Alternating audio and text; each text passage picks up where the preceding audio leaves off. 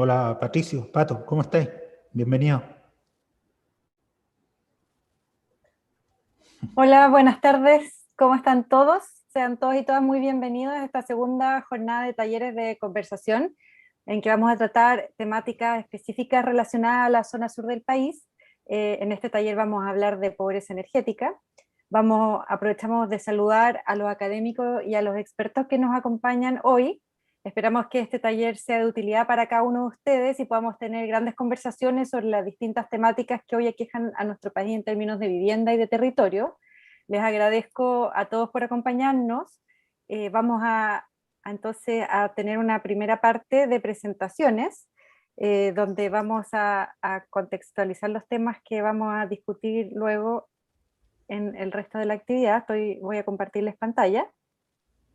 Y vamos a partir entonces con una presentación un poco para contextualizar este diálogo que vamos a tener en torno a la pobreza energética y específicamente en torno al potencial de mejora de las viviendas en términos de eficiencia energética y el potencial de integrar sistemas solares pasivos de calefacción que vamos a ver en la segunda parte, para mejorar condiciones ambientales y calidad de vida en las viviendas de la zona centro-sur del país.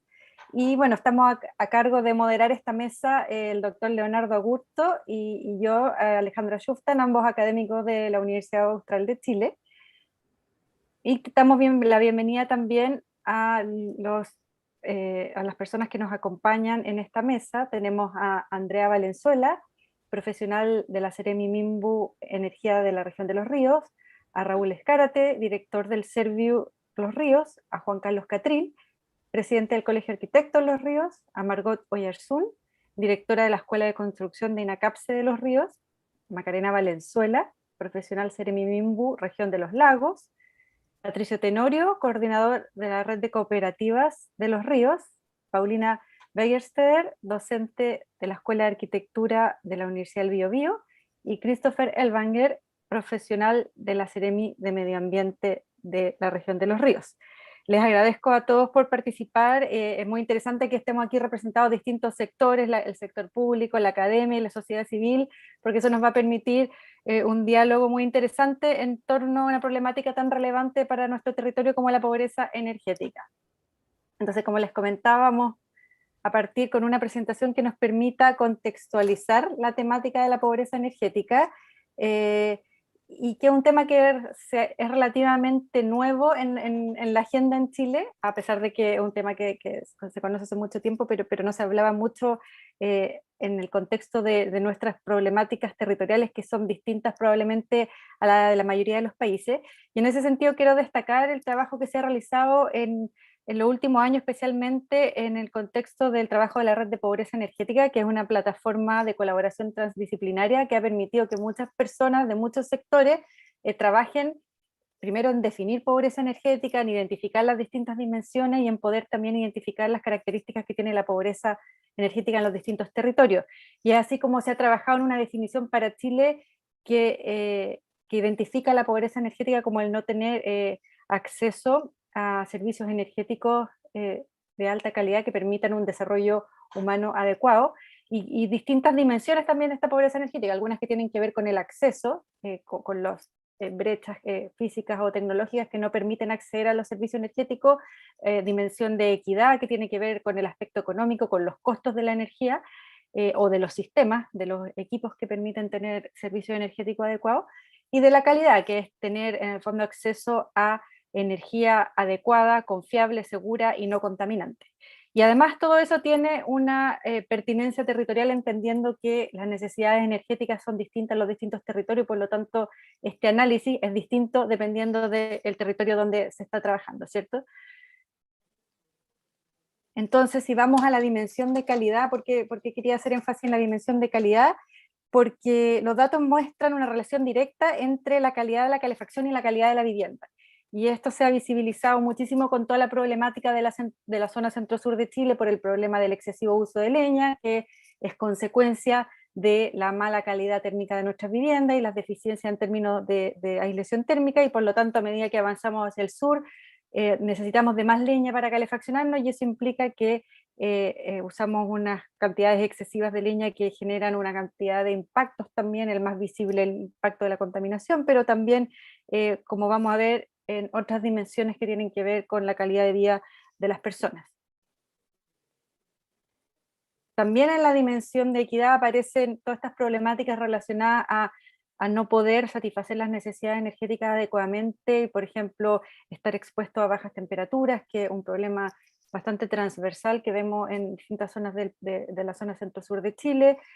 Además de las bajas temperaturas, un gasto excesivo en energía, un porcentaje muy alto de los ingresos de las familias se va a cubrir necesidades energéticas, entonces tenemos una combinación de un gasto muy alto en energía, a pesar de eso, bajas temperaturas al interior de las viviendas, y además acceso a energéticos de baja calidad, porque dada las altas demandas energéticas, por precios lo que podemos acceder, entonces genera una cantidad de impactos negativos en la salud de las personas, y lo más visible y lo que más está en la agenda y en la conversación es el tema de la contaminación, y es lo primero que se visibilizó de este problema. Ahora entendemos que es una problemática mucho más amplia y que tiene varias dimensiones, pero hace muchos años que lo que más se ha visto del tema de la contaminación, y siempre se ha culpado un poco a la leña de todo este problema sin entender que hay un problema de fondo que es mucho más complejo y que tiene que ver con la calidad de la vivienda, y un poco lo que queremos conversar acá, de cómo miramos esta problemática de forma multidimensional, entendiendo que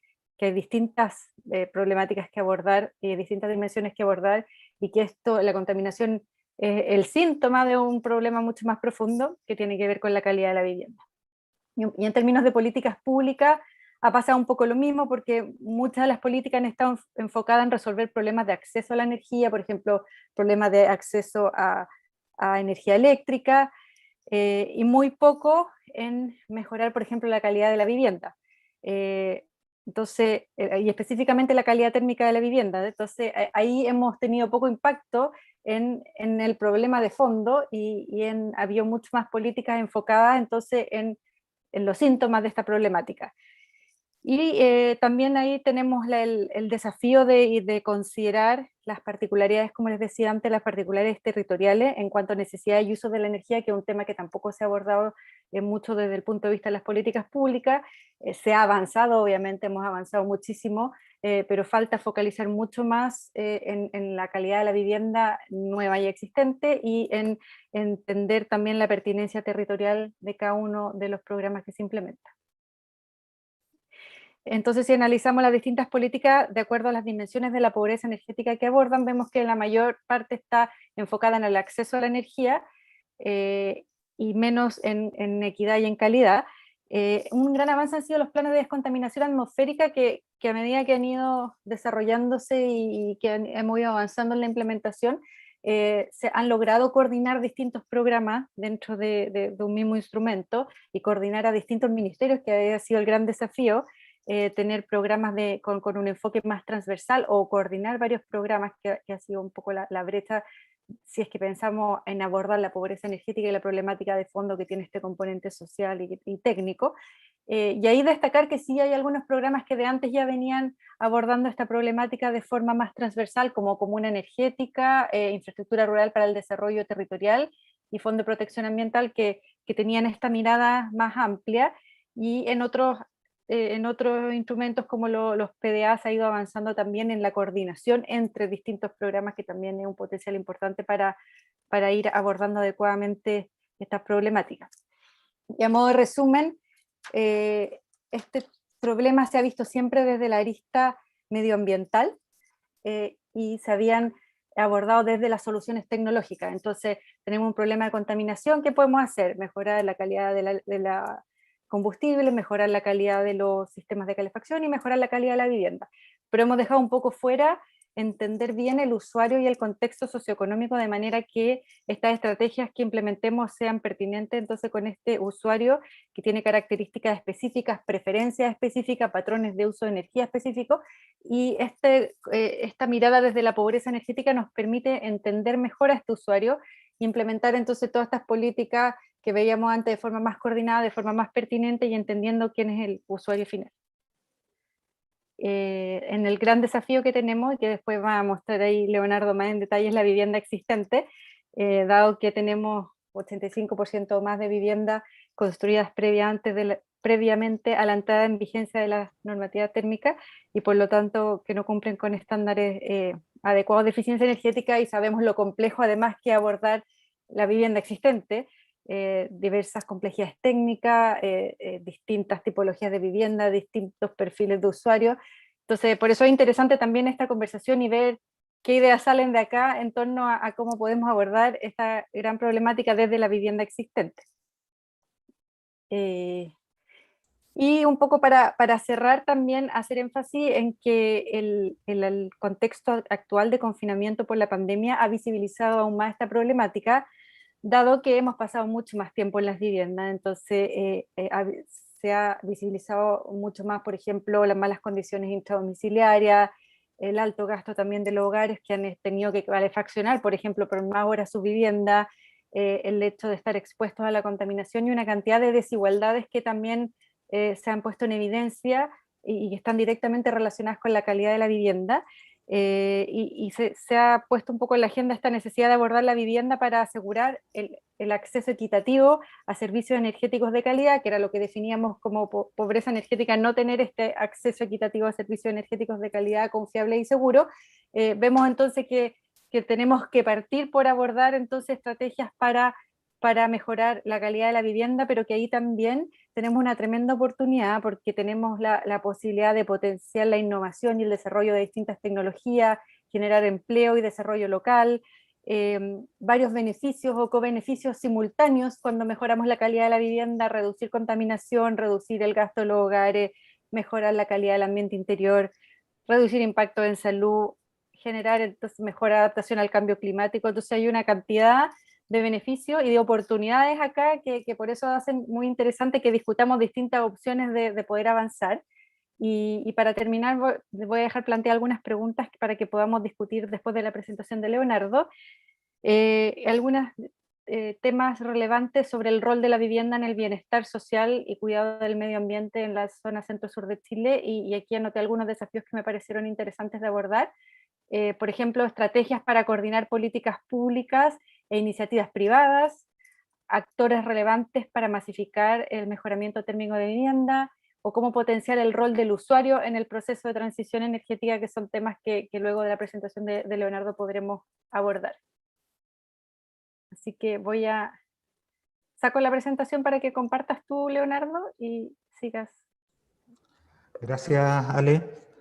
Oye, bueno, yo aprovecho también de darles la bienvenida a nuestras invitadas e invitados.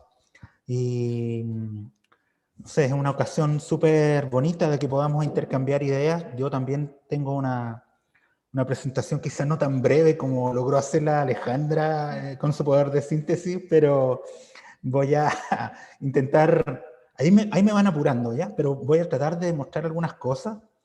Me presento porque, claro, yo soy como un marciano aquí porque Alejandra ya la conocen hace tiempo, casi todos ustedes.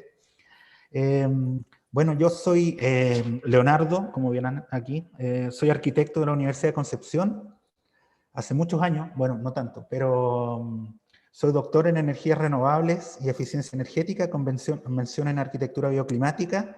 Hice mi doctorado en un conjunto de países, era un doctorado en el que se integraron universidades de España con un instituto de energías y consumos energéticos llamado CIRSE, con la Universidad Libre de Bruselas, que no es una universidad libre donde cualquiera, digamos, se puede pasear, sino que es libre en el sentido confesional. Por eso se llama Universidad Libre de Bruselas. Un lugar muy, muy interesante. Entonces, bueno, ahora les voy a contar un poco sobre el futuro, ¿ya? De lo que decía Alejandra. Y por dónde partir, ¿no? Por dónde podemos partir en una nueva generación de políticas de vivienda, o por dónde debemos atacar. Más o menos un poco voy a tratar de marcar ahí y tratar de instalar algunos temas que me parecen relevantes. Así que, bueno, les voy a compartir aquí pantalla, si mi señal lo permite, y no me caigo. Bueno, me esperan si me caigo, ya, no se vayan. Mis estudiantes me esperan casi siempre, así que les pido por favor. Bueno, aquí viene, el combate a la pobreza energética, ¿no? Como un poco complementando lo que decía la Ale, desde el punto de vista de la rehabilitación, pero ahora con un foco bien específico en los sistemas solares pasivos, ¿ya? ¿Cuál es el potencial que tienen estos sistemas? Y ahora voy a partir primero como a 100 por hora para poder situarnos un poco en contexto, y luego vamos a discutir algunos resultados de unos experimentos que han salido con el tiempo y con un proyecto que se llama Prótesis Bioclimáticas, que es un proyecto supranacional y suprainstitucional, donde han participado hasta estudiantes también de otros países, estudiantes de otras universidades, aparte de la Austral, de la U del Biobío. Hay unos estudiantes que han sido llevados por Paulina, que está aquí presente, y le agradezco que también haya venido. Y bueno, juntos hemos ido nutriendo esta especie de exploración sobre cuál es el potencial de la integración de los sistemas solares. Entonces, mira, es un poco esto lo que decía la Ale, ¿no? Aquí voy a ir súper rápido. Las viviendas que están construidas antes de la normativa térmica, que son un montón, más del 85%, y el resto, bueno, se supone que ya responden a nuestras normas, ¿no? A nuestras normas térmicas y con un aislante considerablemente diseñado para cada zona, ¿ya? Entonces, bueno, ¿cómo mejorar este stock? Esa es como la primera pregunta, ¿no? Que aparece, este gran stock de vivienda, ¿cómo lo mejoramos? Ahora, tenemos nuevas herramientas, los simuladores energéticos ayudan mucho, por ejemplo, aquí está la simulación de una vivienda social, y la temperatura, fíjense cómo oscila, es un poco apoyando lo que decía la Ale, cómo oscila con la temperatura exterior, ¿no? Y esto cumple con la normativa. O sea que algo todavía nos falta, ¿no? Hay que potenciar todavía el tema del aislante, pero fíjense, estas nuevas tecnologías nos ayudan a visualizar algunos problemas, por ejemplo, las infiltraciones. Esto muestra la puerta de acceso de una vivienda social en el primer piso. Y de cómo el viento, porque la puerta justo está orientada hacia el norte, y de cómo el viento va enfriando el espacio, como el aire que se cuela por debajo de la puerta. ¿Ya? Entonces, bueno, hay una serie de cosas, las infiltraciones, ¿no? Hay una serie de cuestiones que se pueden mejorar fácilmente, que hay un gran potencial, que están en la envolvente, ¿verdad? Y ahí es donde aparece un poco la localidad, aparece un poco lo que hay que tomar en cuenta, y que también lo mencionó la Ale, ¿no? Sobre las tecnologías pertinentes a cada zona. Y entonces en estas viviendas nosotros hicimos un catastro dentro de este proyecto Prótesis, hicimos un catastro con muchos estudiantes que iban como hormiguitas por distintas poblaciones, viendo cuáles eran las adaptaciones que la gente hacía en las viviendas, ¿ya? Entonces, claro, hay como una especie de termodinámica popular, por así decirlo, en que la gente se va adaptando a los problemas que tiene, como este problema de la puerta, ¿no? De la infiltración. Y aquí en la zona de Lota, del Carbón, en toda la cuenca del Carbón, aparece, por ejemplo, esto que se llama chiflonera, ¿no? Porque evita el paso del chiflón de viento, sobre todo. Además de la lluvia, ¿no? Te protege de la lluvia. Cuando tú llegas, te sacas a lo mejor las botas de agua y entras, ¿no?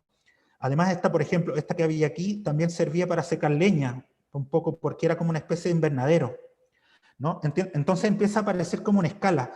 Y fuimos un poco catastrando todas estas soluciones que encontrábamos y clasificándolas, ¿no? Entonces aparecieron un montón de soluciones para distintas estaciones, para el calor, para el verano, para el asoleamiento, para el viento, para la lluvia, ¿no? La sombra, las mallas Rachel, que valen como 1.000 pesos el kilómetro cuadrado, y se pueden hacer miles de cosas con ellas, ¿no?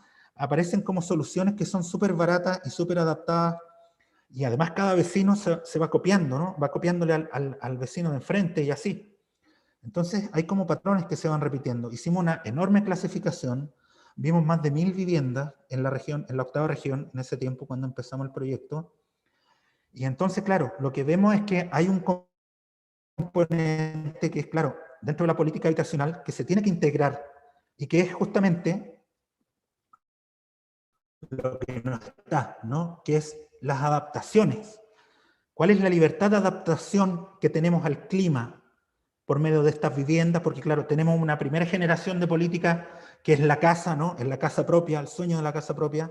Luego las mejoras de la envolvente, ¿no? El patrimonio familiar, todos esos fondos que hay, que son para mejoras de la envolvente, que han sido digamos, progresivamente una gran ayuda para poder mejorar un poco ahí la resistencia térmica de las envolventes, pero todavía nos falta esto de las adaptaciones, ¿no?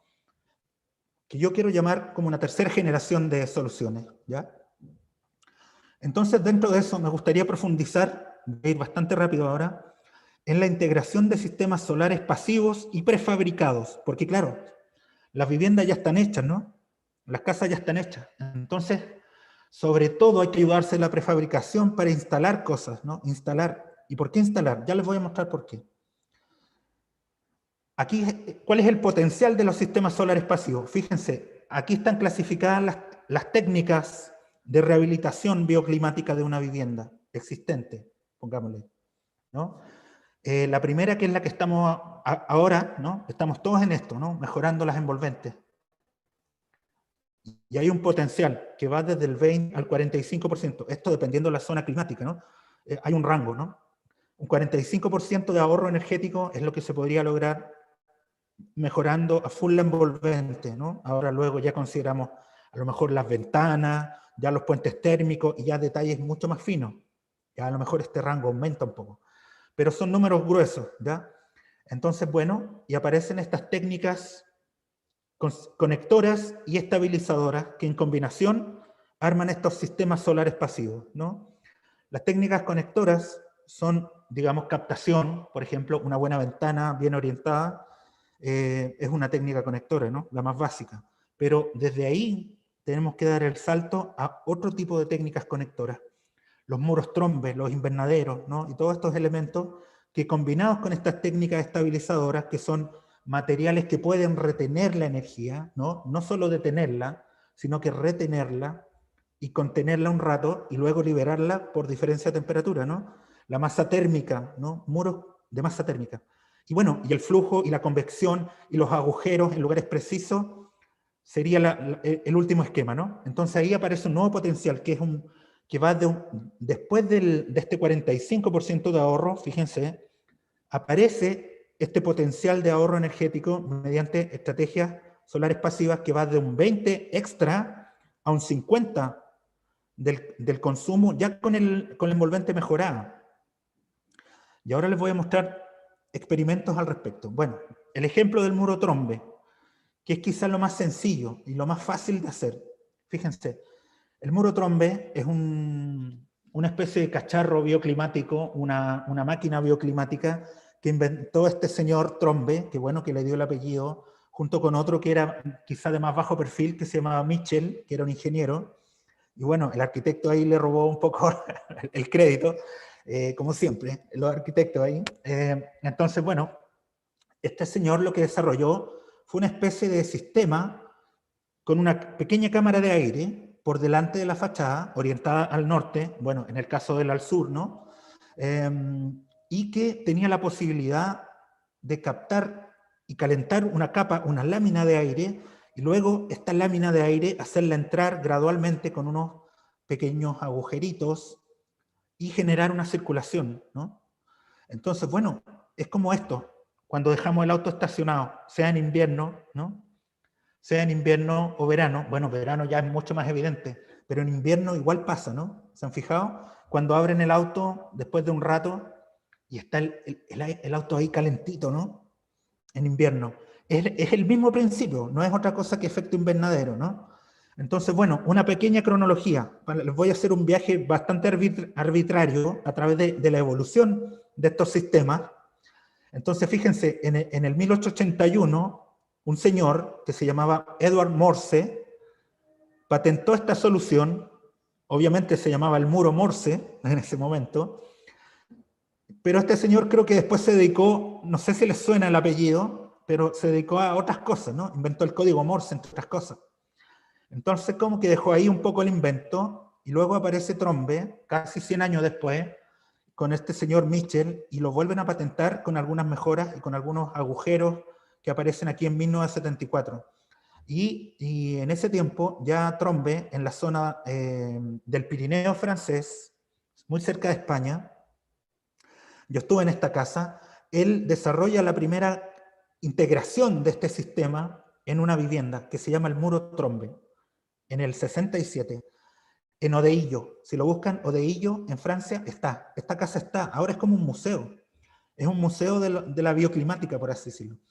Entonces, bueno, fíjense, nos damos el salto y estos sistemas pareciera que se estaban olvidando, pero hubo un resurgir y en el año 2003 empiezan en España, sobre todo un poco por el clima, ahí parte un poco esta ola de barrios bioclimáticos. O sea, se desarrolla a una escala mucho mayor y se integran estos invernaderos y estos muros trombe a los edificios de departamentos de vivienda social. Por ejemplo, el proyecto de arriba, que es donde yo hice mi tesis, en un proyecto europeo, financiado por la Unión Europea, eran más de 2.000 viviendas bioclimáticas en un clima, imagínenselo, más o menos parecido a Chillán, y habían viviendas sociales de estas que no consumían nada de calefacción durante todo el año. Este barrio, este proyecto que se llama Valdespartera, ganó un premio de las Naciones Unidas en el año 2008, y bueno, dio un salto también en la evolución de estos sistemas, ¿no? Que estaban un poco, quizá como en el baúl de los recuerdos, esto de Trombe y todas estas cosas, ¿no? Eran como un poco de hippies, ¿no? Como de raritos que estaban jugando con la energía solar y viendo qué pasaba. Pero fíjense, este proyecto europeo un poco hace resurgir estos sistemas y bueno, luego esto se expande por Europa y en el 2011 en Austria y en otros climas más fríos como en Noruega aparecen ya elementos prefabricados que integran estos flujos de aire en las propias fachadas. Entonces ya se da un salto a pasar un poco de la construcción propiamente tal, ¿no? De la construcción de algo in situ al componente que se instala, al elemento prefabricado. Aquí en el 2014 aparece un antecedente súper importante también en España, que se publicó, y aquí dejo también la referencia, que es también probar una especie de invernadero compacto o muro trombe prefabricado en aluminio, ya en la zona de Navarra, en Pamplona. ¿Ya? Entonces, bueno, luego se dedican a desarrollar otro tipo de componentes y así sucesivamente. Esto evoluciona y hoy día se están instalando tipos de componentes bioclimáticos, solares, que generan calor en las fachadas. Este último componente de aquí es un proyecto que está en Austria y que, bueno, en Austria la vivienda social también tiene mucha importancia. Esto que les voy a mostrar ahora es una experiencia local de lo mismo. Desarrollamos un componente, pero esta vez barato, de bajo costo. El objetivo era un poco probar cuán efectivo en nuestro contexto y hasta cuán barato podía ser esta solución, ¿ya? Y entonces fíjense, usamos PVC con agua relleno para reemplazar el muro de carga de masa térmica, ¿no? Usamos un vidrio simple y 3 o 4 puertas con Plumavit por fuera y generamos una caja también con aislante por dentro para poder generar esta especie de muro trombe prefabricado, ¿no? De quita y pon, ¿ya? En la fachada. Y bueno, esto se publicó, esta experiencia dio resultados. Ahora les voy a mostrar los resultados. Nosotros tomamos como el espacio, el volumen de una vivienda social, ¿no? Los estándares de MIMBU, y con eso generamos un volumen para probarlo en la costa de la octava región y en el interior en Chillán, ¿ya? Y obviamente 2 módulos separados para que no se sombrearan entre sí, y aquí, bueno, salió cerrado esto, lamentablemente no se ve la ventana, pero es así como está aquí, ¿no? Ahí está abierto. Y bueno, construimos 2 módulos para poder compararlos fácilmente. Y con esto de los sensores, claro, la vida se le facilita como un poco al que quiere probar estas cosas, ¿no? Porque uno puede medir, instalamos sensores que tienen menos de 1 grado de error, de 1 grado Celsius, sensores de temperatura, ¿ya? Entonces hicimos distintos periodos de monitorización durante todo un año, nos dimos un festín de datos, y ahora fíjense, aquí estamos en Coronel, en la costa. La línea azul es la temperatura interior del aire del módulo con el muro trombe instalado. Y la verde es la vivienda, digámoslo así, sin el muro trombe instalado. O sea, tal cual con la ventana la ventana tipo, ¿no? La ventana tipo que aparece aquí, esa, ¿ya? Y entonces fíjense en la diferencia de temperatura que hay y que se logra aquí en la costa. Ahora, quiero que consideren que cada uno de estos círculos es una hora. Y esta línea que está aquí en 18 grados es la temperatura mínima de confort a la que un ser humano, digamos, no se entume, ¿no? De 18 a 24 grados consideramos como el rango de confort para invierno. Y fíjense cuántas horas se suman aquí al confort.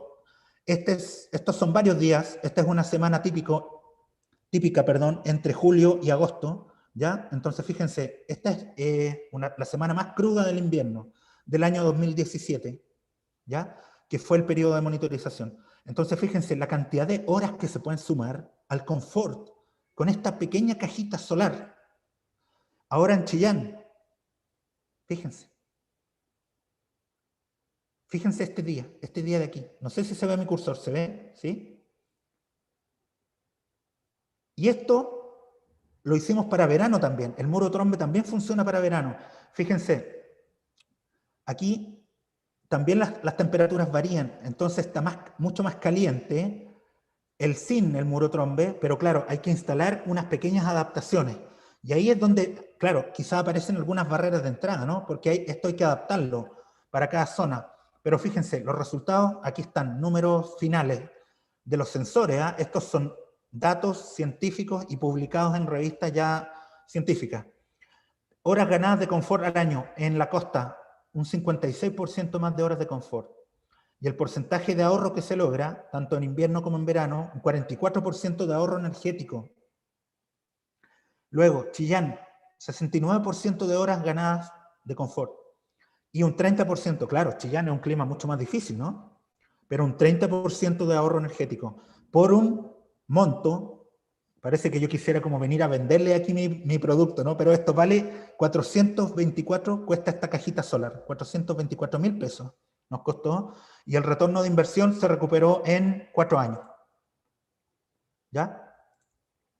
Entonces, bueno, la segunda etapa de esto, tomamos datos, con estos datos lo que se puede hacer es seguir mejorando y probando ahora de manera digital en un simulador, pero basándonos en los resultados experimentales, y aquí quiero dar crédito a mi colega Ariel Medina, que hizo su tesis de magíster en la U del Biobío, en el magíster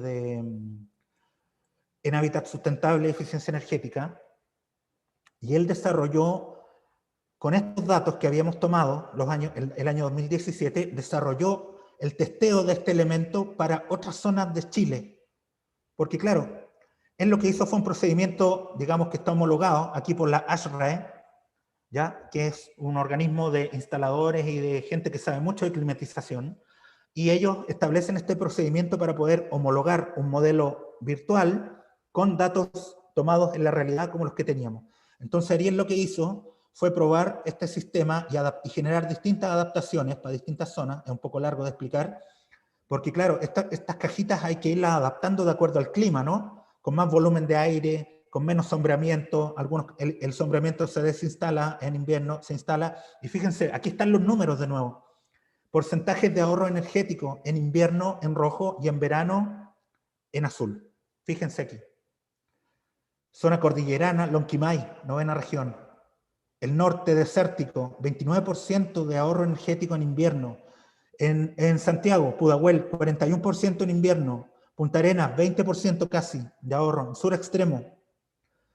No sé qué más tenemos que esperar, o sea, para instalar estas cosas. Y bueno, nosotros lo que estamos haciendo es crear una especie de catálogo de hágalo usted mismo, porque estas soluciones son tan fáciles de replicar que, por un lado, hay una potencia ahí en la autoconstrucción, ¿verdad? En el usuario y en los deseos del usuario de mejorar su propio confort. Y entonces, claro, vamos a subir prontamente a la página este catálogo de hágalo usted mismo, paso a paso, con listado de materiales y todo, para poder que esta caja se pueda instalar. Y bueno, aparecen preguntas, ¿no? ¿Se podrían certificar estas soluciones?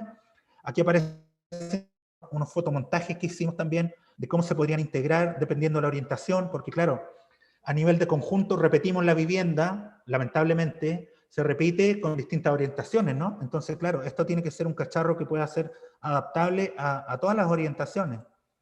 Y aquí están las preguntas para abrir boca, ¿no? ¿Cuáles son las principales barreras para la integración de estas tecnologías? Siendo que ya están probadas. Hay muchos papers de esto, les cuento. Además, seguro que lo saben, han visto. Estrategias de conjunto que se podrían empezar a considerar también en los barrios, ¿no? Para poder dar sentido a lo que se expuso aquí, ¿no? Cómo se integran estas tecnologías solares.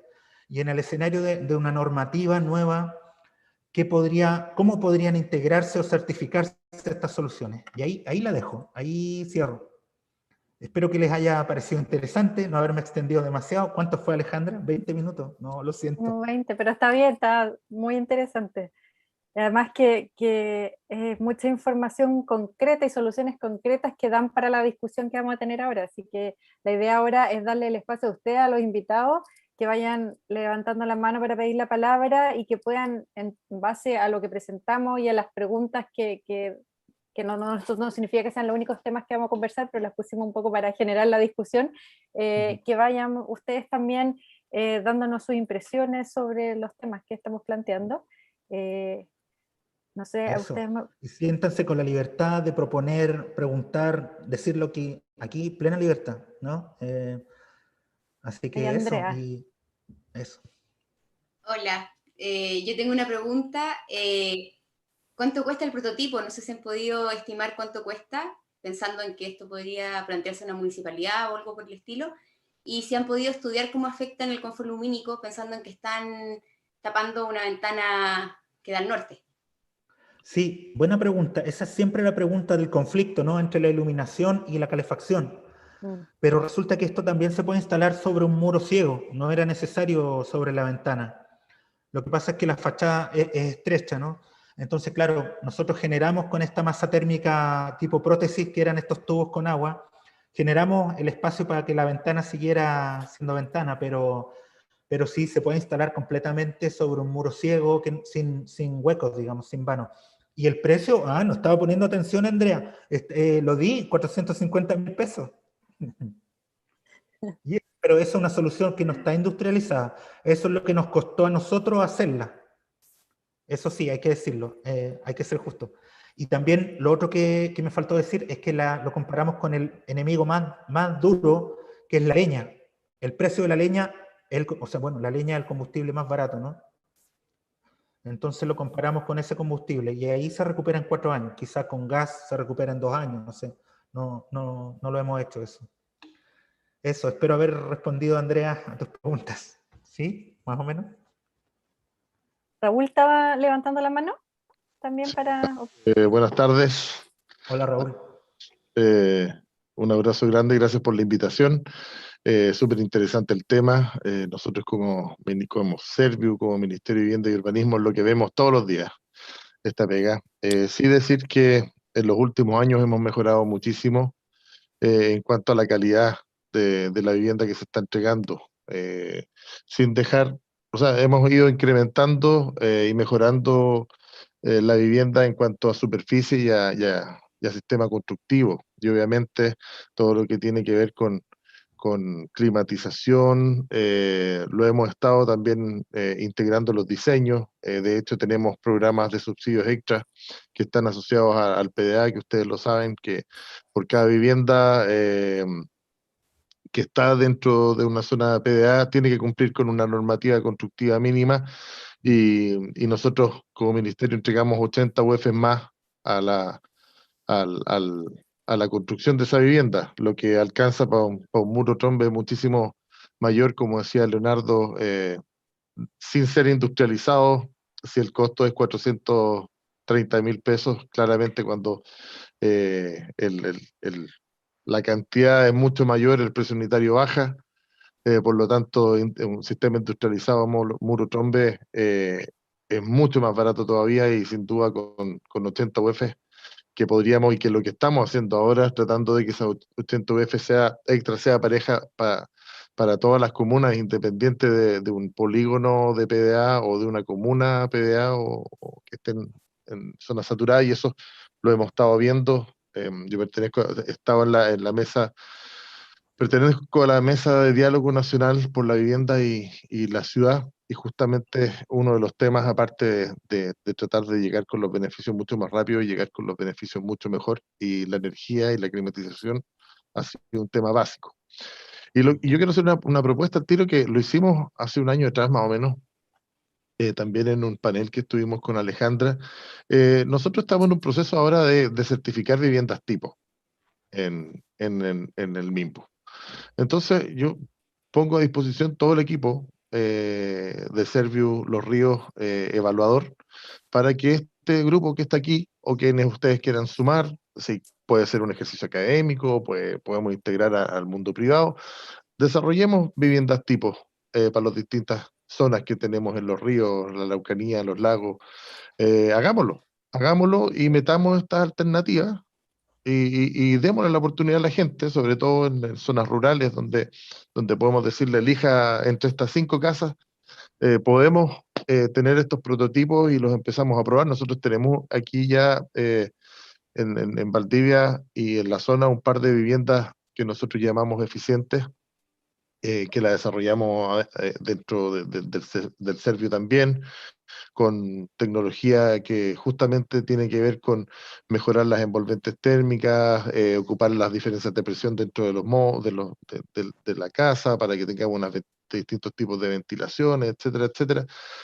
Orientaciones específicas, que es mucho más fácil hacerlo cuando uno construye en sitios propios en la ruralidad.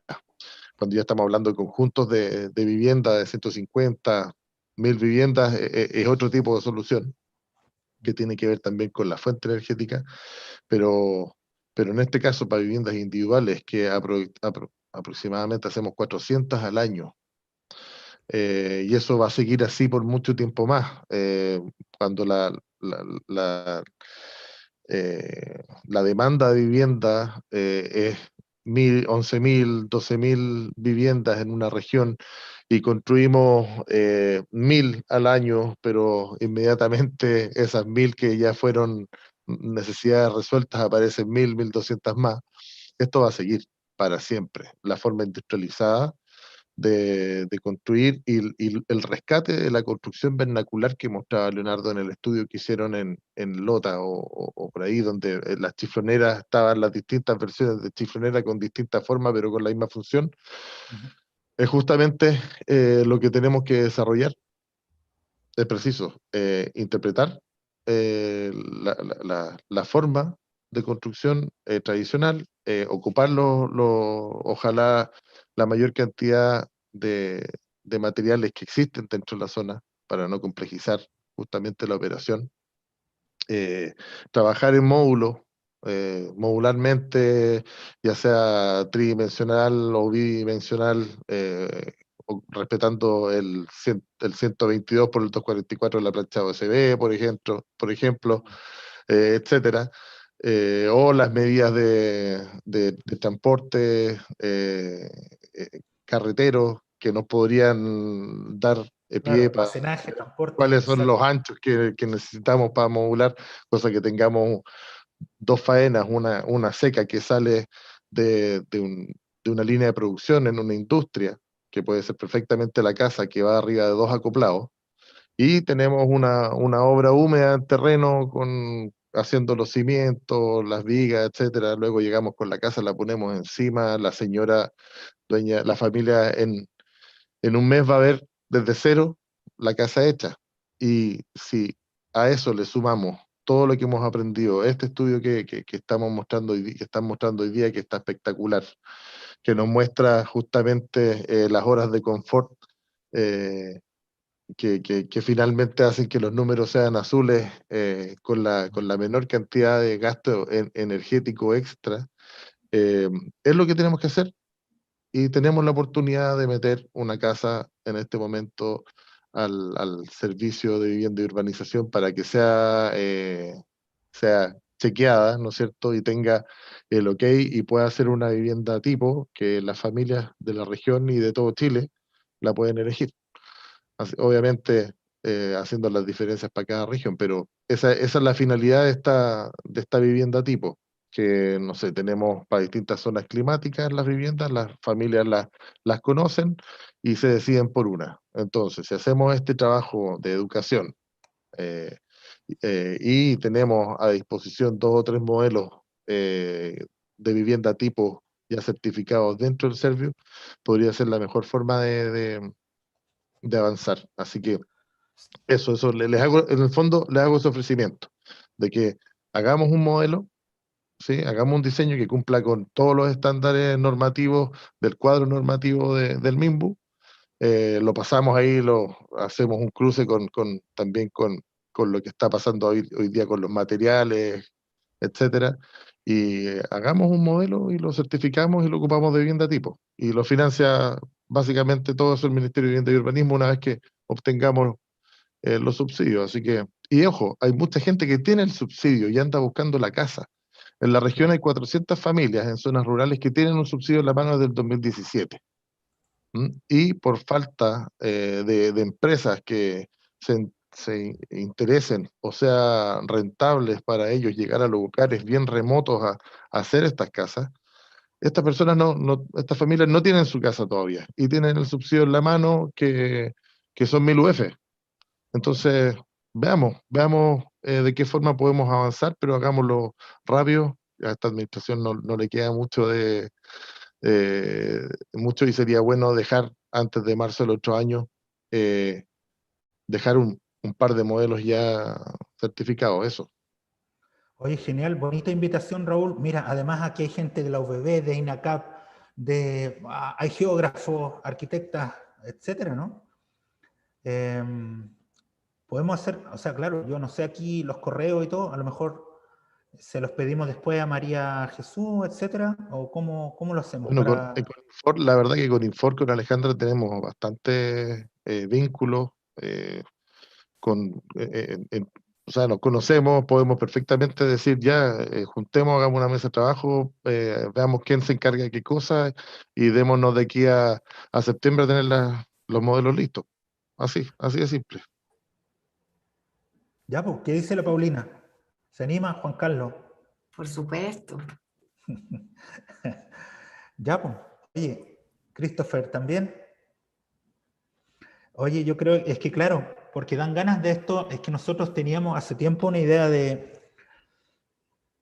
es que, sí, es como, suena como un poco marciano, pero a esta cuestión de las viviendas y sus tipologías y esos cambios, hay que aplicarle inteligencia artificial, creo yo.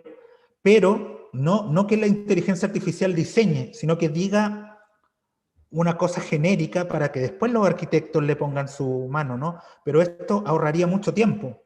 Y ese es un proyecto que con la Paulina deberíamos armar y con Alejandra y con todos los que están aquí y presentarlo a un Fondef la próxima.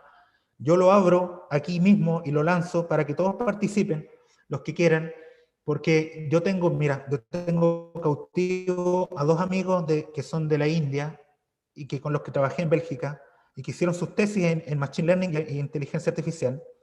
Y yo los puedo traer de la mano, los puedo traer y los puedo traer al grupo y armamos esta especie de exploración de cómo se puede mediante, porque claro, hay una crítica ahí, el diseño por computador, el CAD, actualmente no deja de ser un tablero de dibujo, ¿no? Es lo mismo que se usa como un tablero de dibujo, pero ¿en qué momento le sacamos el partido al computador con lo que se está desarrollando ahora, ¿no? Con la inteligencia artificial, por ejemplo?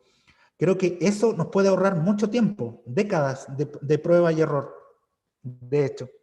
Y creo que, bueno, ahí la dejo, pero no me quiero aquí apoderar del micrófono, lo siento. Pero por Alejandra. eso, sería bueno que nos pusiéramos hitos relevantes así bien seguidos, tengamos de aquí a final de año un modelo, 3, 4 modelos de vivienda que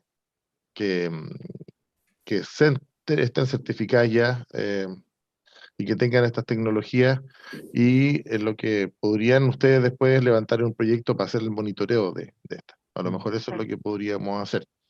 Pero Exacto. aquí están entrando, hay empresas que están haciendo la misma tipología de vivienda mientras cumplan con el cuadro normativo. Nosotros vamos por ley, tenemos que darles el visto bueno y certificarlas. Entonces es una oportunidad, como les digo, de que no sigan siendo, pese a que va evolucionando positivamente, tenemos unas casas muy buenas que estamos entregando, es una posibilidad que para nosotros, los que estamos aquí reunidos y que tenemos el mismo interés, de dejar certificadas un par de modelos por lo menos este año. Es una tremenda oportunidad y además que, claro, acá hay varios actores que pueden participar y que podemos coordinarnos, ahí tenemos todos los contactos para poder después seguir trabajando en el tema y en algo súper concreto que podemos hacer en un corto plazo podemos ejecutar, así que creo que es un muy buena oportunidad y ofrecimiento de parte de Raúl y que podemos tomar como mesa en el fondo y poder llevar adelante. Eso. Sí, Raúl, te aviso que esto está quedando grabado, ¿ah? Así que... Sí, y se está transmitiendo por YouTube también, así que... Ningún problema, yo hice el ofrecimiento, que llegue el modelo, ya es responsabilidad de ustedes. Muy bien. Paulina tenía levantada la mano también quería opinar o Sí, comentar algo. por temas, no tengo consulta, en realidad les agradezco más que nada las dos presentaciones, son súper buenas. La de Leonardo ha tenido la oportunidad de conocerla un poco más en detalle, y Alejandra, creo que hiciste un esfuerzo impresionante por resumir un tema que abarca tantas aristas, ¿no? Así que muchas gracias por eso y por la invitación también. Yo creo que la pobreza energética actualmente es un temón. Basta con ver algunas propuestas de candidatos presidenciales que ya la están incluyendo en los programas con esos términos. Por supuesto que en una perspectiva mucho más amplia que lo que estamos hablando hoy día, que no es solo vivienda, sino que acceso y bueno, todo lo que esto implica, ¿no? Hasta poder cocinar alimentos en una vivienda. Yo por lo menos en lo que he estudiado, he compartido con otras personas, creo que un gran tema de la pobreza energética son las particularidades, que eso hace que se tenga que diferenciar por distintos puntos, ¿no?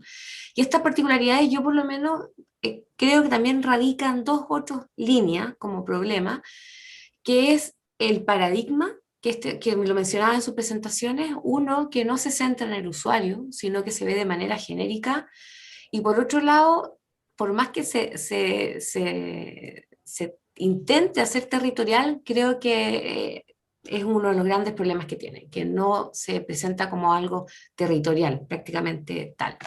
Y lo otro que está mezclado también es la arista metodológica. Yo creo que las estrategias que se proponen, y por eso me encanta la presentación de Leonardo porque es muy particular, las estrategias por lo general de estos subsidios para mejoramiento de térmicos, por ejemplo, tienden a ser casi las mismas siempre. Y por lo menos yo he participado en algunos estudios que muestran que con la misma plata de lo que entregan como subsidios se pueden hacer mucho más ahorro energético o mejor aún, mejorar el confort térmico al interior. Por ejemplo, las infiltraciones es una manera bastante barata o más económica de dar una solución con un alto impacto en consumo energético y en temperaturas al interior de la vivienda. Entonces creo que la parte metodológica de las estrategias están apuntando a algo mucho más prescriptivo, más que prestacional y de entregar distintas alternativas en vez de ir como copiando y pegando algunas soluciones que pueden haber sido exitosas, no estoy diciendo lo contrario. Y por otro lado, en la metodología, hace poco estuve también involucrada en un estudio de las herramientas que se usan para definir si alguien está o no, o si un hogar está o no en la pobreza energética. Y eso son deudas que tenemos a nivel nacional. Bueno, en Chile hay una herramienta que es la propuesta por la Red de Pobreza Energética, que está súper buena, pero al nosotros probarla en un contexto muy distinto, que fue también cerca de Lota, de hecho, donde estudió su prototipo en Leo, mostraban que no era tan aplicable, que en realidad no se podía reproducir tal cual como herramienta. Entonces ahí aparece de nuevo en las particularidades que tiene tanto las metodologías como las soluciones que entregamos luego al momento de querer mejorar algo. Yo creo que eso es clave, ¿no? Y me quedo dando vuelta la pregunta que ponía Alejandra en un principio, como ¿qué ideas podemos aportar? Yo creo que ya estas instancias de conversación, tanto de lo público, privado, es clave, ¿no? Lamentablemente desde la academia a veces tenemos mucho entusiasmo, muchas ganas, y los tiempos nos empiezan a jugar un poquitito en contra, ¿no? Los mismos proyectos FONDEF que habla Leo, o los FONDESIP, por lo menos que yo estoy metida ahora, son 2 a 3 años. Entonces cuando una empresa dice, yo dono los materiales, dice, ¿cuándo vamos a ver los resultados? En un año y medio más, y ya se empiezan a echar para atrás, ¿no? Entonces, yo creo que también ahí hay que apuntar a ser bien estratégico en ponernos presión a nosotros desde la academia, en hacer que esto sea mucho más a corto plazo y mantener estas redes. Y yo creo que la red también, que lo hemos conversado en otras redes de universidades sobre todo, en un poco aprovechar los datos que ya están levantados. O sea, mediciones que ha hecho Leo, así como esas, hay un montón. En la Universidad del Biobío está el CITEC, el Centro de Investigación, que también hace tanto desarrollos como académicos como privados también, donde la base de datos es monstruosa, ¿no? Entonces yo creo que hay que también aprovecharse de eso, porque cuando yo hablo de las particularidades y ojalá centrarnos en el usuario, yo también entiendo que el Servio va a decir como es imposible que definamos un proyecto de mejoramiento por casa, porque se necesita más mano de obra, o sea, más honorario, en el fondo más personas que estén en el proyecto, hasta quizás más plata, ¿no? Pero yo creo que al empezar a levantar mucho más datos, al trabajar con Machine Learning, como dice Leonardo, se puede llegar a esas particularidades sin tener que estudiar un caso en un excesivo detalle. Entonces, yo creo que también ahí hay que aprovecharse un poco de lo que está ya levantado perdón, incluir nuevas tecnologías que ayuden y que fomenten estas particularidades por caso. Entonces yo creo que hay que armar una red de ese tipo de ser más generoso y que los datos en realidad son para compartirlo y por algo se publican también, que por lo menos es lo que yo me dedico en la academia.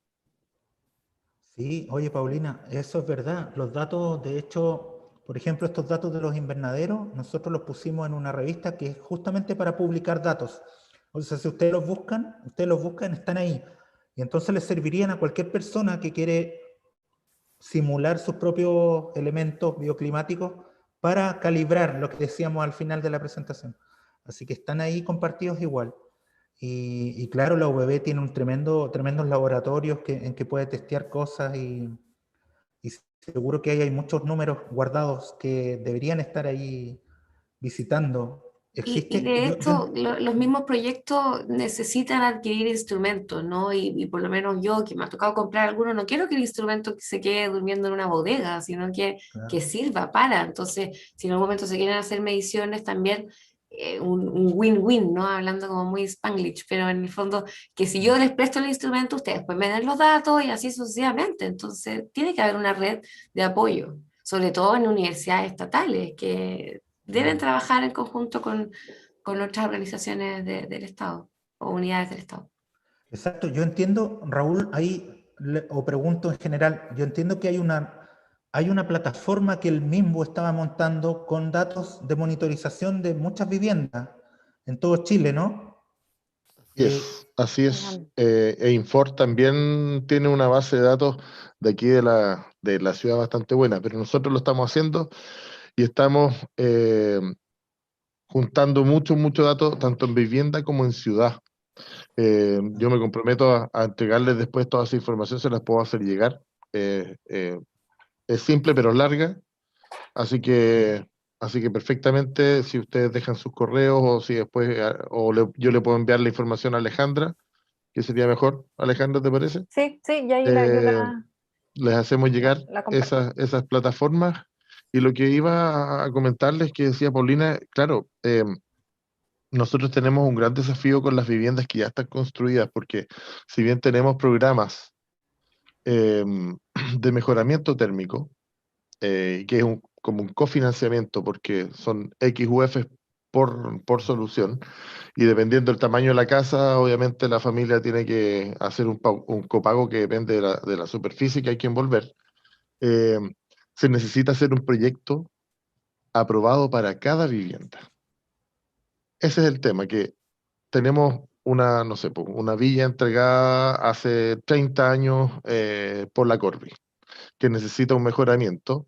Esas viviendas ya mutaron, todas, y tenemos desde las más pequeñas hasta las que ya tienen 2 pisos, etcétera, 3 pisos, no claro. regularizadas, etc. Entonces, ¿qué pasa? Que la entidad patrocinante, que es la EGIS, ahora ya no se llaman EGIS, se llaman entidades patrocinantes hace un tiempo, tienen que entregar al Servio, ingresar al Servio un proyecto de envolvente con un presupuesto, con un permiso de edificación, ¿no es cierto?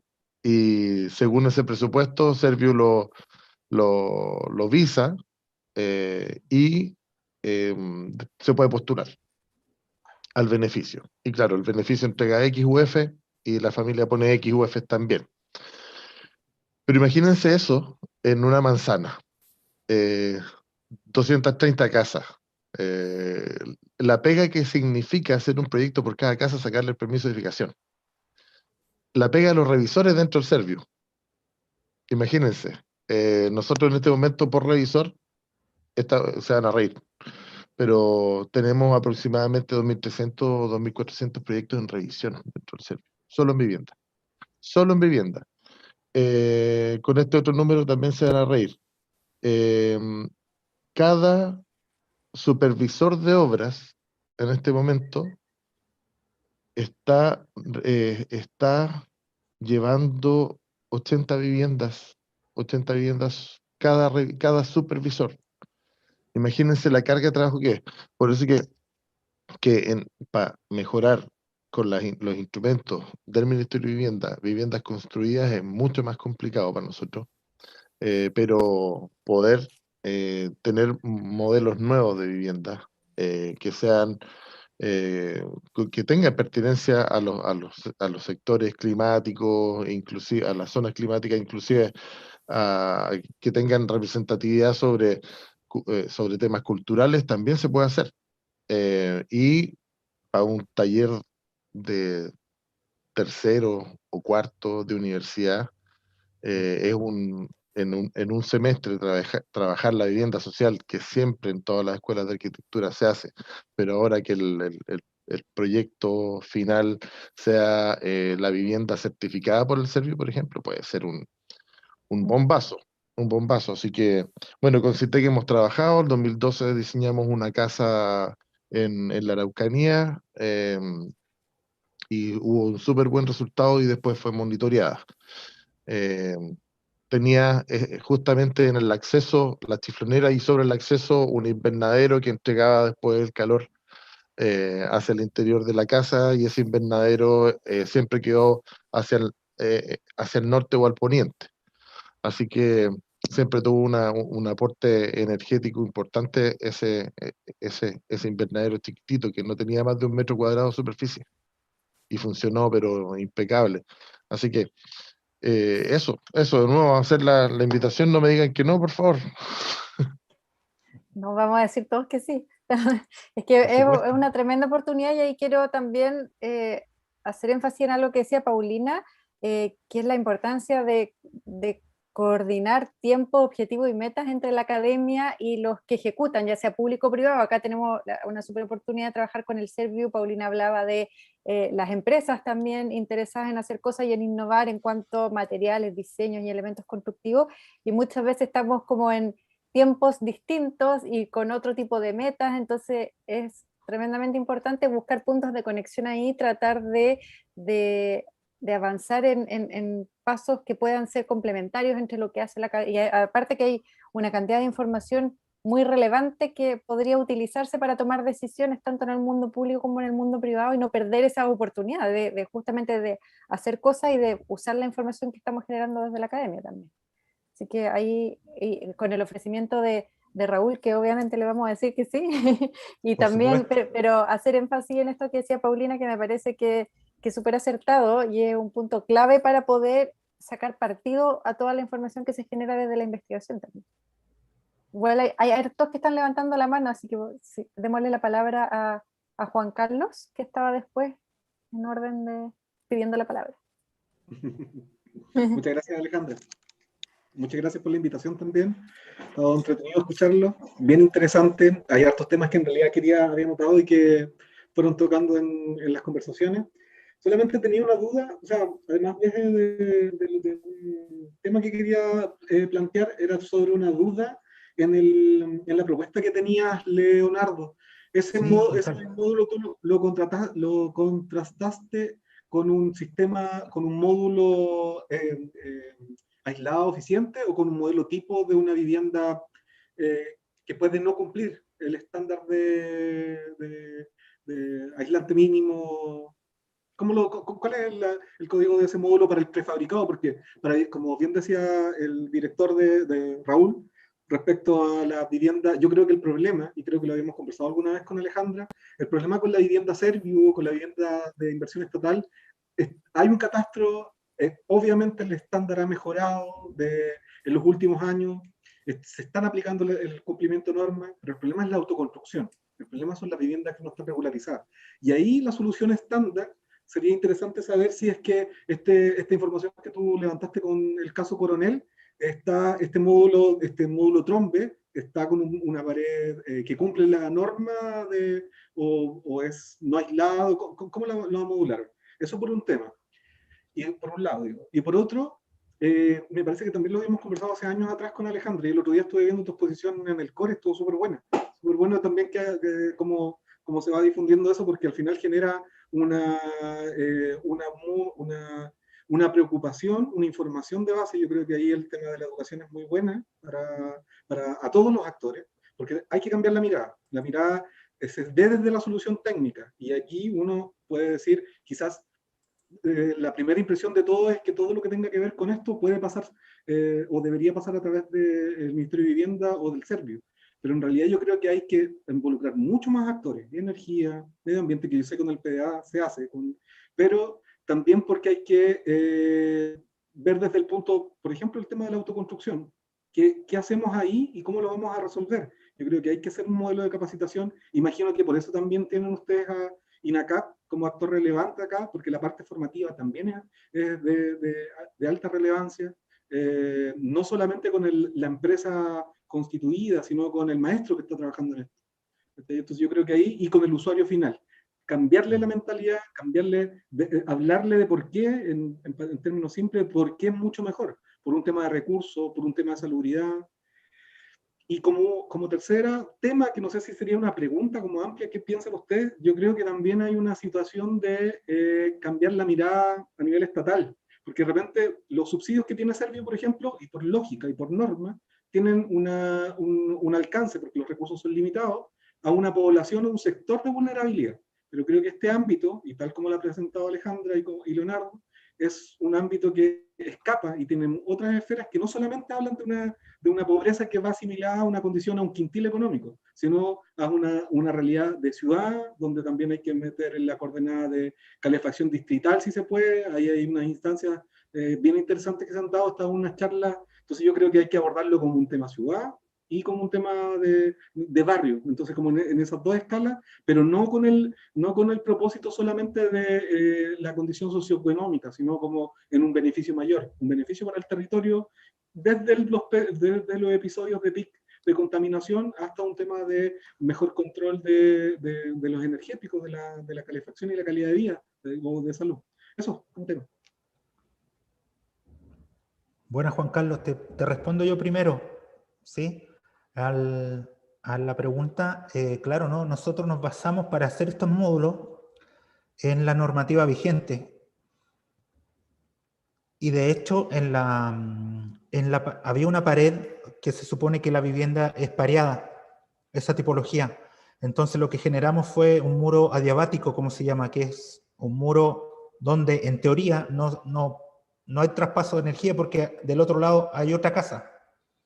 Y ahí pusimos como 50 centímetros de aislante, como para simular esa casa de vecina, para no tener que generar la gemela pareada, digamos, del módulo. Y claro, hay un elemento ahí que las casas están vacías. O sea, obviamente estos módulos están en el campus Chillán de la UDEC y el otro en el campus de acá de la UDT, de Camino Coronel. Y claro, eran módulos vacíos experimentales, ¿no? Para no molestar a nadie, por un lado, pero por otro lado tenían ese pero en que no estaban ocupadas. Y el usuario es el principal también factor que incide también en la propia arquitectura bioclimática, ¿no? Él tiene que aprender a usarla, a saber cuándo cerrar, cuándo abrir, etc. Eso lo veíamos, por ejemplo, en los casos estos del ecobarrio de Valdespartera, ese que les mostraba que ganó un premio, que nosotros trabajamos con la gente igual porque el ayuntamiento de Zaragoza no incluyó capacitación previa a irse a vivir para los vecinos. sino que fue cuando ellos ya estaban ahí, instalados en sus casas, porque la mayoría eran viviendas sociales, de los bloques eso, y entonces hubo que capacitarlos, pero ya viviendo en las casas. Entonces, claro, aparecían problemáticas, sobre todo con el tema del verano, que ahí tenían que mantenerla, habían unos perfiles especiales que se abrían completamente, y los muros trombe pasaban a ser terrazas abiertas, ¿no? Entonces, claro, hubo un proceso de capacitación en que también se les mostraba, por ejemplo, para tomar un poco el molde, el potencial de la energía solar, que realmente la energía solar hace cosas, genera calor. Entonces, por ejemplo, habían cosas muy divertidas para demostrar eso. Se hacían, por así decirlo, traduciéndolo, asados solares con la gente. Entonces se generaba una especie de camaradería en torno a la propia energía solar, ¿te fijas? Entonces la energía solar sí que puede quemar algo, o sea, sí que tiene poder, ¿no? Hablemos en verano, en ese sentido. Entonces, claro, se hacían estas chistorradas solares que eran un poco demostrativas, y así un cúmulo de actividades con niños también. Y bueno, creo que la educación en este sentido y la demostración tiene que ser parte también de nuestros proyectos de investigación, lo digo para los y las académicas que están aquí. Bueno, INACAP no le digo nada porque ellos trabajan con eso, con las manos y haciendo cosas, ¿no? Pero los que estamos como más en sala, digamos, sin salir a las prácticas y a las cosas, creo que eso es muy importante de explorar, y no sé, la normativa térmica también debería considerar un periodo en que todos los chilenos nos podamos, porque viene una certificación de vivienda, entiendo, o está en rodaje.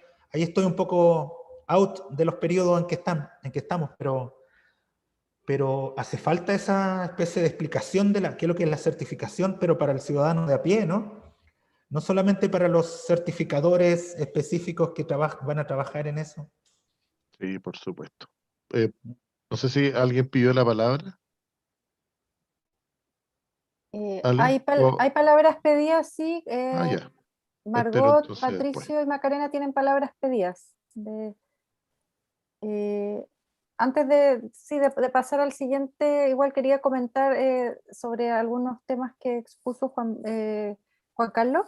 Creo que hay dos temas que son súper relevantes también en esta conversación. Uno es lo que decías tú de la autoconstrucción y de todas las viviendas que están fuera de programas del Estado, y cómo abordamos también todo ese grupo que es grande y que tiene harto impacto también en todas las problemáticas ambientales que tenemos en las ciudades. Y ahí la importancia también de generar iniciativas que impulsen la inversión privada en eficiencia energética, porque una cosa son los programas que puedan mismo servir o implementar, y otra cosa es cómo incentivamos al privado a que vaya haciendo mejoramiento de distintas cosas, quizás distintas etapas, pero ahí yo creo que hay dos temas que son súper clave. Uno es la información y cómo apoyamos todo ese proceso de toma de decisión con información simple sobre las problemáticas de la vivienda o posibles soluciones. Y por otra parte, los instrumentos financieros que pueden apoyar este proceso, que existen, pero se conocen muy poco, porque hay créditos, hay al menos 3 bancos que tienen crédito específico para financiar mejoras de eficiencia energética, y creo que muy poco conocido por un usuario que no está en el tema. Entonces, ahí falta difundir, educar y generar instancias de conversación también con los usuarios de la vivienda. Creo que la calificación energética de vivienda es un avance para poner el tema al usuario, para que el usuario también se empiece a interesar en el desempeño energético de la vivienda, y ahí en una segunda etapa ya empezar a informarse desde el punto de vista más técnico. Pero es clave también que avancemos como en varios caminos a la vez, porque tenemos que abordar, como mostraba las dos presentaciones que mostrábamos al principio, un 85% de vivienda. Entonces no basta con enfocarnos en un solo grupo, sino que tenemos que implementar varias estrategias a la vez, que creo que es bien relevante y es interesante en esta mesa porque representamos a sectores distintos que podemos abordar, entonces desde distintas estrategias ir avanzando en paralelo en el fondo. No sé, ahí voy a darle la palabra a la Margot, que también han hablado de INACAP y de la importancia también que debiese tener el tema de la formación en todos estos procesos. Margot. Gracias, Alejandra. Bueno, la verdad que yo considero que desde el punto de vista de la academia nosotros tenemos una gran responsabilidad porque somos formadores en el caso nuestro de técnicos y profesionales que van a salir a construir, ¿cierto? Lo más importante es, además de entregarle todos los conocimientos técnicos, que ellos salgan con una conciencia clara de la problemática que hoy existe y al momento de construir sean responsables y rigurosos con el tema, porque no sacamos nada de que hoy en día existan en el mercado una gran variedad de materiales, ¿cierto? Pero si estos materiales al momento de construir son mal usados, aplicados, instalados de mala manera, no van a cumplir con las características y ventajas y beneficios que ellos tienen. Entonces, igual hay que hacer un trabajo ahí con nuestros estudiantes.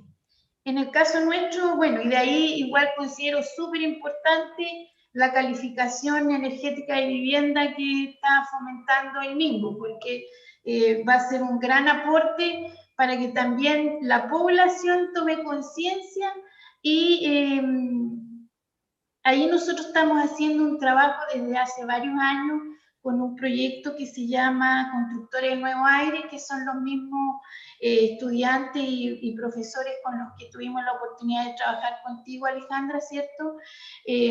Llevamos hace años trabajando con este proyecto de Constructores de Nuevo Aire, que son nuestros propios estudiantes que se insertan en la población para cumplir diferentes roles. Y el primer rol es el rol básico, que es el de difusión y sensibilización con la población de la problemática que hoy día existe. Ya, ese es lo primero, porque hay que crear conciencia y la gente tiene que tener claridad de que el problema existe. Y además de eso trabajamos en otro nivel, que es el nivel de asistencia técnica. Nosotros hacemos un trabajo directo con la población, un puerta a puerta, digámoslo así, y que yo diría que llevamos ya como 6, 7 años con esta iniciativa de los constructores de Nuevo Aire que está a nivel nacional. Solamente que hay obviamente regiones en las que tiene más peso porque son las regiones donde hay mayor dificultad. Y como nosotros estamos en una de esas, hacemos permanentemente este trabajo que lamentablemente este año, por producto de la pandemia, al igual que el año pasado, no estamos ahí trabajando, pero hay un gran interés de la gente igual por aprender, que eso es súper bueno. Entonces yo considero que la educación a la población con la temática y con el uso de su vivienda, porque de repente el uso de la vivienda, ya una casa muy linda, pero si no le damos el uso correcto, no ventilamos de la forma adecuada, no usamos el cortinaje adecuado, etcétera, igual viene a generarse un problema. Así que ese quería ser mi comentario y nosotros, como te digo, estamos hace ya varios años con esto y muy interesados en que nuestros estudiantes, que son los jóvenes que van a salir a construir, salgan con esta conciencia y además de las competencias técnicas para el buen construir. Margot, una vez que se regularice el tema sanitario o que tengamos menos restricciones, se va a continuar con el trabajo Constructores del Nuevo Aire, ¿cierto?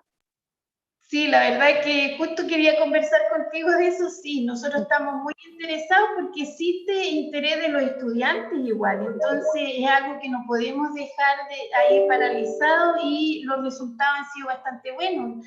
Nosotros acá en Valdivia hemos trabajado yo diría que en casi todos los sectores, distintos tipos de vivienda, de distintos estratos, ¿cierto? Y hemos dado charlas técnicas, hemos trabajado con las juntas de vecinos, hemos hecho un trabajo bastante extenso y con muy buenos resultados. Hace poco tuvimos un webinar en que tuvimos la colaboración de un profesional del MIMBU que nos conversó sobre la calificación energética de vivienda, que yo lo encuentro ideal. Ojalá que lleguemos a eso, que sea obligatorio, porque así se evitarían muchos problemas y estas conversaciones van a seguir existiendo, pero en menor medida, yo creo. Bueno, Constructores del Nuevo Aire es un tremendo aporte también porque permite ese trabajo más caso a caso que hemos hablado en intervenciones anteriores y en las presentaciones, de entender la particularidad de los usuarios, permite esa llegada y ese despliegue territorial que muchas veces uno no tiene desde las instituciones o desde la academia, de ir casa a casa viendo problemáticas y haciendo diagnósticos mucho más específicos. Entonces, independiente que hayan de repente estrategias un poco más masivas, pero se pueden complementar con otras más específicas, que ahí Constructores del Nuevo Aire tiene un rol súper importante y un tremendo potencial también de trabajar, creo yo, en conjunto con otras instituciones y con otras, así que vamos a seguir conversando, Margot, también, porque, bueno, todos en esta mesa vamos a seguir conversando después, pero hay hartas posibilidades de colaborar en varias cosas y de avanzar. Muchas gracias, Margot. Patricio, también tenías la mano levantada. Sí, hola, buenas tardes, bueno, a todas y todos los presentes, gracias por la invitación a esta charla y taller de pobreza energética. Quizás quisiera partir por recoger un poco lo que hablaba Alejandra, con que la pobreza energética también es una pobreza multidimensional. Y yo creo que se ha dicho harto al respecto, con respecto a lo que es la educación de los usuarios, la construcción de las viviendas, la materialidad, entre otras cosas, ¿cierto?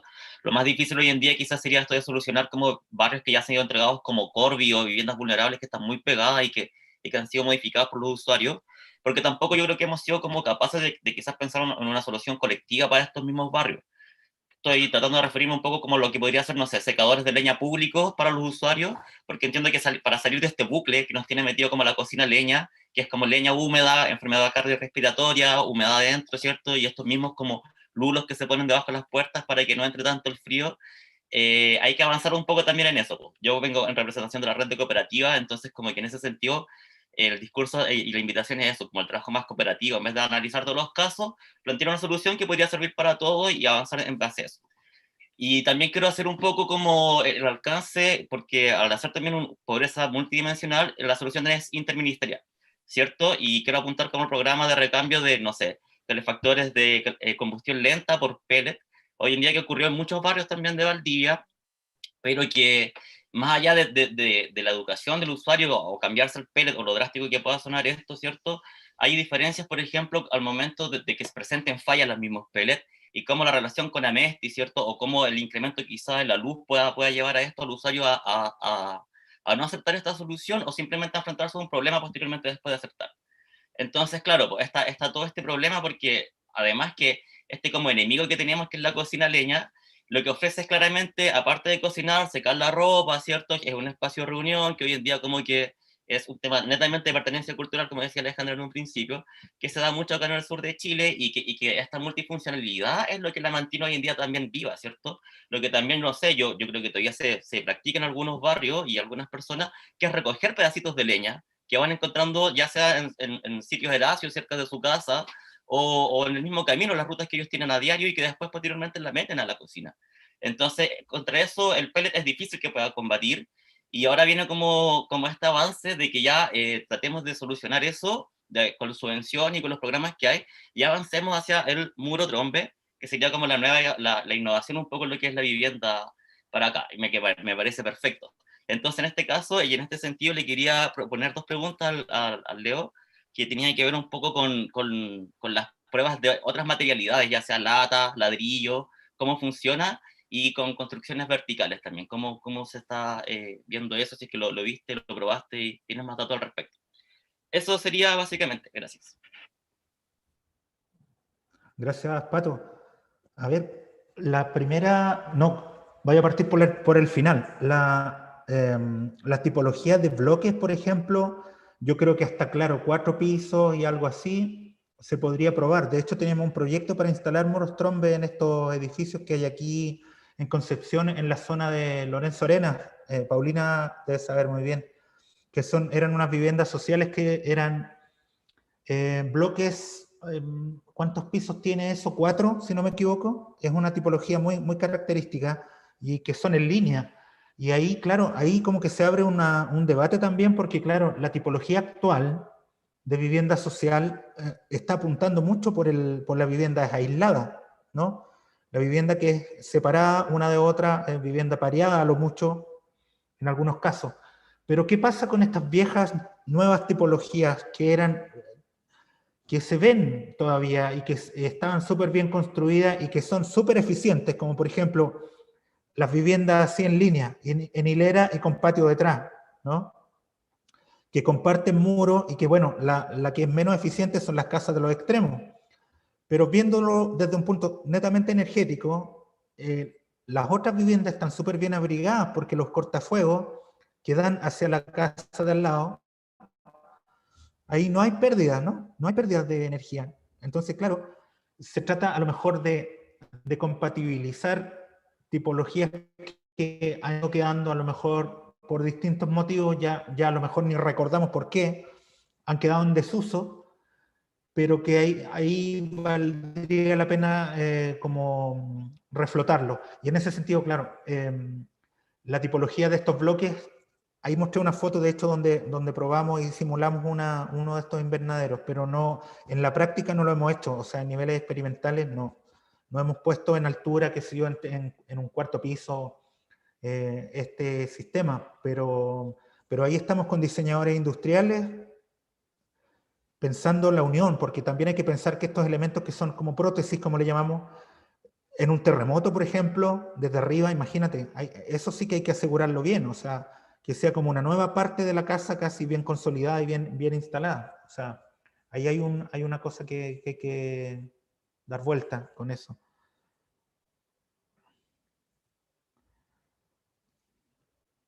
Juan Carlos estaba comentando también, ahí si quieres Juan Carlos puedes comentar Sí, sobre esta misma.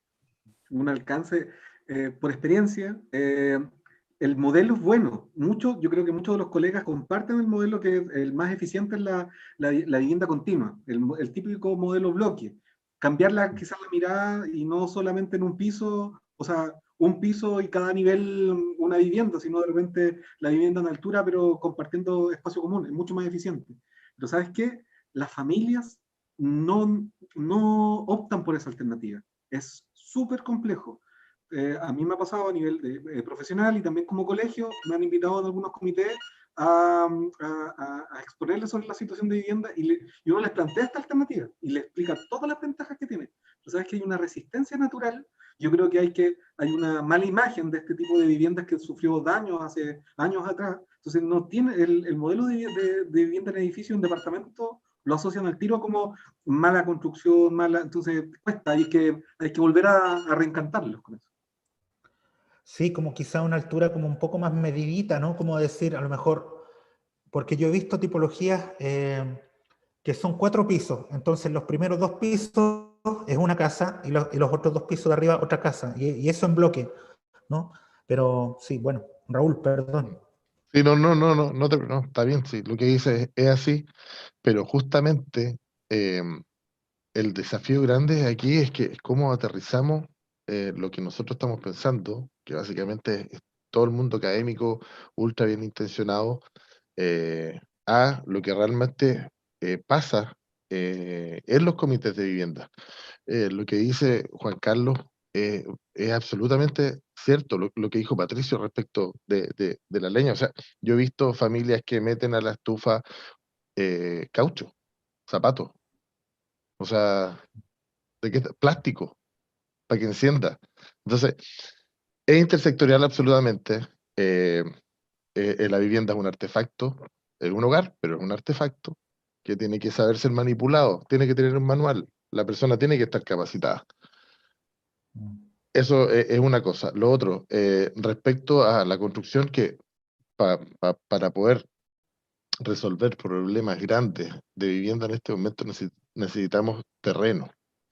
Como les decía, la demanda en la región nomás son 12.000 viviendas, pero necesitamos terrenos para construir y terrenos bien ubicados. Estamos acostumbrados a construir vivienda social en la periferia, pero lo que necesitamos es empezar a acercar, justamente porque la solución no es solamente un techo y unas paredes, sino es una ciudad buena, una ciudad integrada. Empezar a entender que el Estado también tiene que comprar terrenos que son carísimos, pero que están bien ubicados.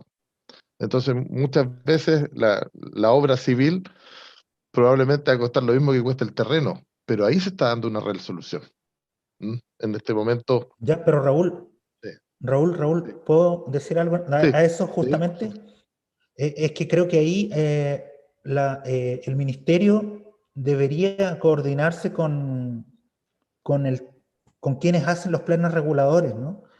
Y entonces ahí destinar terrenos, hacer un banco de terrenos que a futuro, aunque sean rurales, pero en 10 años más, van sí, a ser urbanos. Y que resulta que eso ahí hay una ocurre. reserva, ¿no?, de terreno. Absolutamente ¿Se de está acuerdo. haciendo? No. Se hace, pero el tema es que los planes reguladores son un mundo aparte. Un mundo absolutamente aparte que se rige por sus propios tiempos y que por lo general cuando tenemos ya una solución, digo tenemos porque nos toca ver de cerca estos desarrollos, son desarrollos que se demoran 10 años. Entonces la ciudad ya mutó eh, y, y claramente que tenemos que, aparte de ver cómo va a ser el crecimiento, aquí en Valdivia, por ejemplo, el crecimiento está súper delimitado por cuerpos de agua, por humedales, etcétera. Entonces, la única forma que tenemos es recuperar zonas pericentrales, pero que en UF el metro cuadrado vale 10, 2 UF, cuando normalmente la vivienda social se hace sobre terrenos que máximo cuestan una UF y media. Entonces, al tener estas soluciones, sí o sí, tenemos que hablar de densificación. Y como tú dices, densificación no significa una torre de 10 pisos, pueden ser 3, 4 niveles. Y ahí se vuelve a meter el factor familia, que las familias asocian una construcción en vivienda de altura, en vivienda social, con el problema, voy a ser bien local, con los alcaldes y San Pedro aquí en Valdivia, que son edificios que son prácticamente de lata y fierro, y que el vecino que habla 3 departamentos lejos del tuyo, tú Ya. lo escuchas porque si le pega al muro, le pega a un sistema estructural de fierro, ¿sí? Y las viviendas pareadas, por supuesto, la división entre viviendas pareadas, entre viviendas en bloque o en trencito, que de hace 20 años atrás, cuando dejaron de ser de hormigón y pasaron a ser de madera, claro, tú escuchabas absolutamente todo. Entonces, en el disco duro, las familias tienen una reticencia, pero brutal, que es lo que decíamos recién, brutal, a construir en bloque o en altura o vivienda pareada o vivienda adosada, que no es lo mismo. Entonces, lo que ellos quieren, y como el proceso está hecho además, ellos Ahí hay un... se meten en el diseño, se meten en el diseño, entonces cuando les dicen, oye, tenemos la posibilidad de comprarles un terreno de 2.500 metros acá y hacer un edificio con cabida para 60 familias, contra un terreno en la casi, o sea, fuera del, del casco o fuera de la zona urbana, sin factibilidad de agua potable, que el proyecto va a ser mucho más largo, prefieren una vivienda aislada, lejos de la ciudad, y después esas empiezan a ser el problema porque empiezan a crearse estas como poblaciones que empiezan a quedar vacías porque la gente no tiene escuela, no tiene buena No hay locomoción, equipamiento. no hay equipamiento. Entonces, claramente la planificación es un tema, por supuesto que sí. Claro, ya aparece el tema de la densidad como un problema a resolver, sí. Sobre todo porque, claro, pucha, no sé, la vivienda social, deberían desarrollarse otro tipo de viviendas sociales que no fueran, o sea, que fueran dispersas a veces, ¿no? Que están a lo mejor por el centro, no que son conjuntos grandes, sino que Mira, como repensar cómo se hay puede... un programa que tiene ya un año que se llama Pequeños Condominios, que justamente está orientado a familias que viven en un sector que ya les es complicado empezar a pagar las construcciones, ¿no es cierto? Que viven los abuelitos, los papás, los hijos, los nietos, allegados, en un sector bien ubicado en una ciudad, por ejemplo, en Valdivia, Barrios Bajos, y que está la posibilidad por el plano o el instrumento de planificación territorial, está la posibilidad de construir una casona de 3 pisos ahí, que le dé solución a 4 familias, por ejemplo. Y eso se puede hacer y está. Y es una cuestión que nosotros tratamos de difundir y que se puede aplicar, se está aplicando mucho. Aquí estamos empezando a revisar de ese tipo de proyectos y que también es una oportunidad. Es una oportunidad, no sé, en el mundo académico también, yo creo mucho en estos ejercicios académicos de taller, o en tecnología, o en algún ramo asociado a la construcción, donde hagamos, modelemos situaciones reales, definitivamente. Mira, por ejemplo, Patricio, hay una cooperativa de por medio, trabajar, hacer algo, hay una red, un enlace. Me dijo algo que me llamó mucho la atención, algo para secar la leña, para que no esté huelando. Entonces, eso es vital, y eso es recoger la necesidad real que tiene la persona, la familia en el uso. La arquitectura ahí básicamente es un hecho arquitectónico, secar la leña. ¿Se entiende? Entonces, perfectamente, eso es tratable para un sector. Tenemos distintos sectores en la ciudad, distintos sectores en la ruralidad, y sin duda que la única forma es que se haga un trabajo entre privados y el mundo académico. ¿Por qué? Porque esto es políticamente, puede ser que no sea muy correcto lo que voy a decir, puede que me reten, pero es difícil en el mundo privado invertir en innovación. Es muy difícil. Y la innovación, o sea, el empresario cuando ya le sacó el rollo en buen chileno a su forma de hacer el negocio, trata de mejorarlo, trata de mejorar eso. Pero invertir en innovación, empezar en invertir en nuevas tecnologías, no son la mayoría, no les alcanza también algunas veces. Entonces ahí entra el mundo académico, ahí entra justamente las universidades, donde sí se pueden hacer los estudios de innovación haciendo este tipo de redes de contacto con el Colegio de Arquitectos, que es vital, con las agrupaciones sociales, que es vital, y con todos los que tenemos que ver desde el Estado, por medio ambiente, el MIMBU, Serviu, etcétera.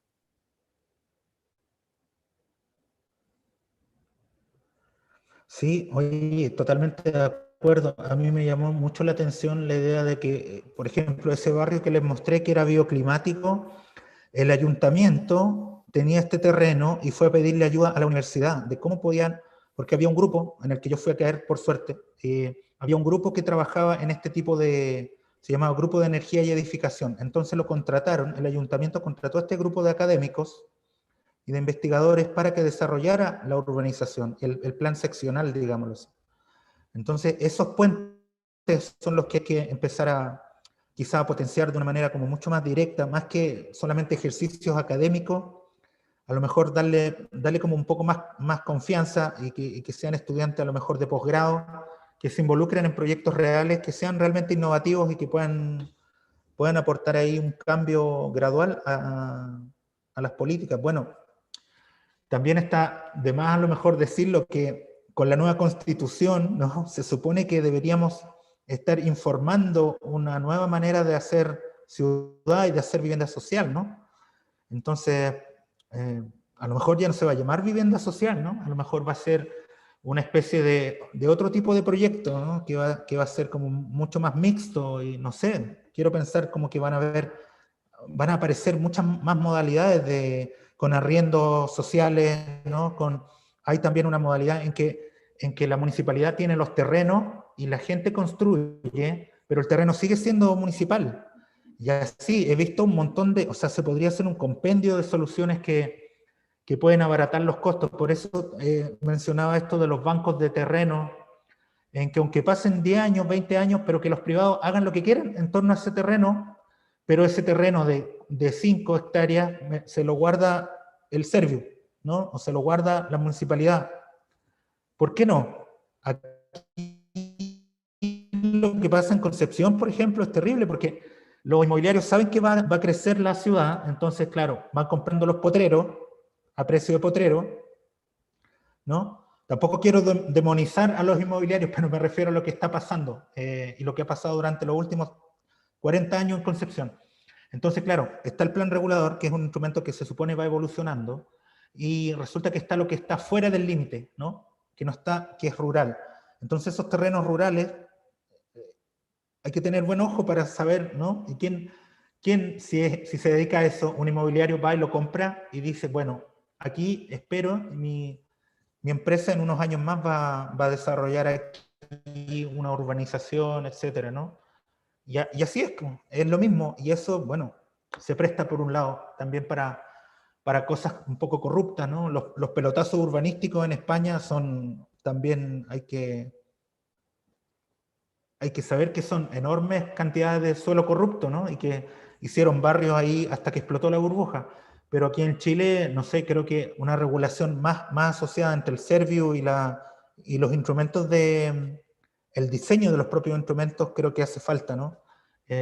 Mimbu, Serviu, la instancia como más local.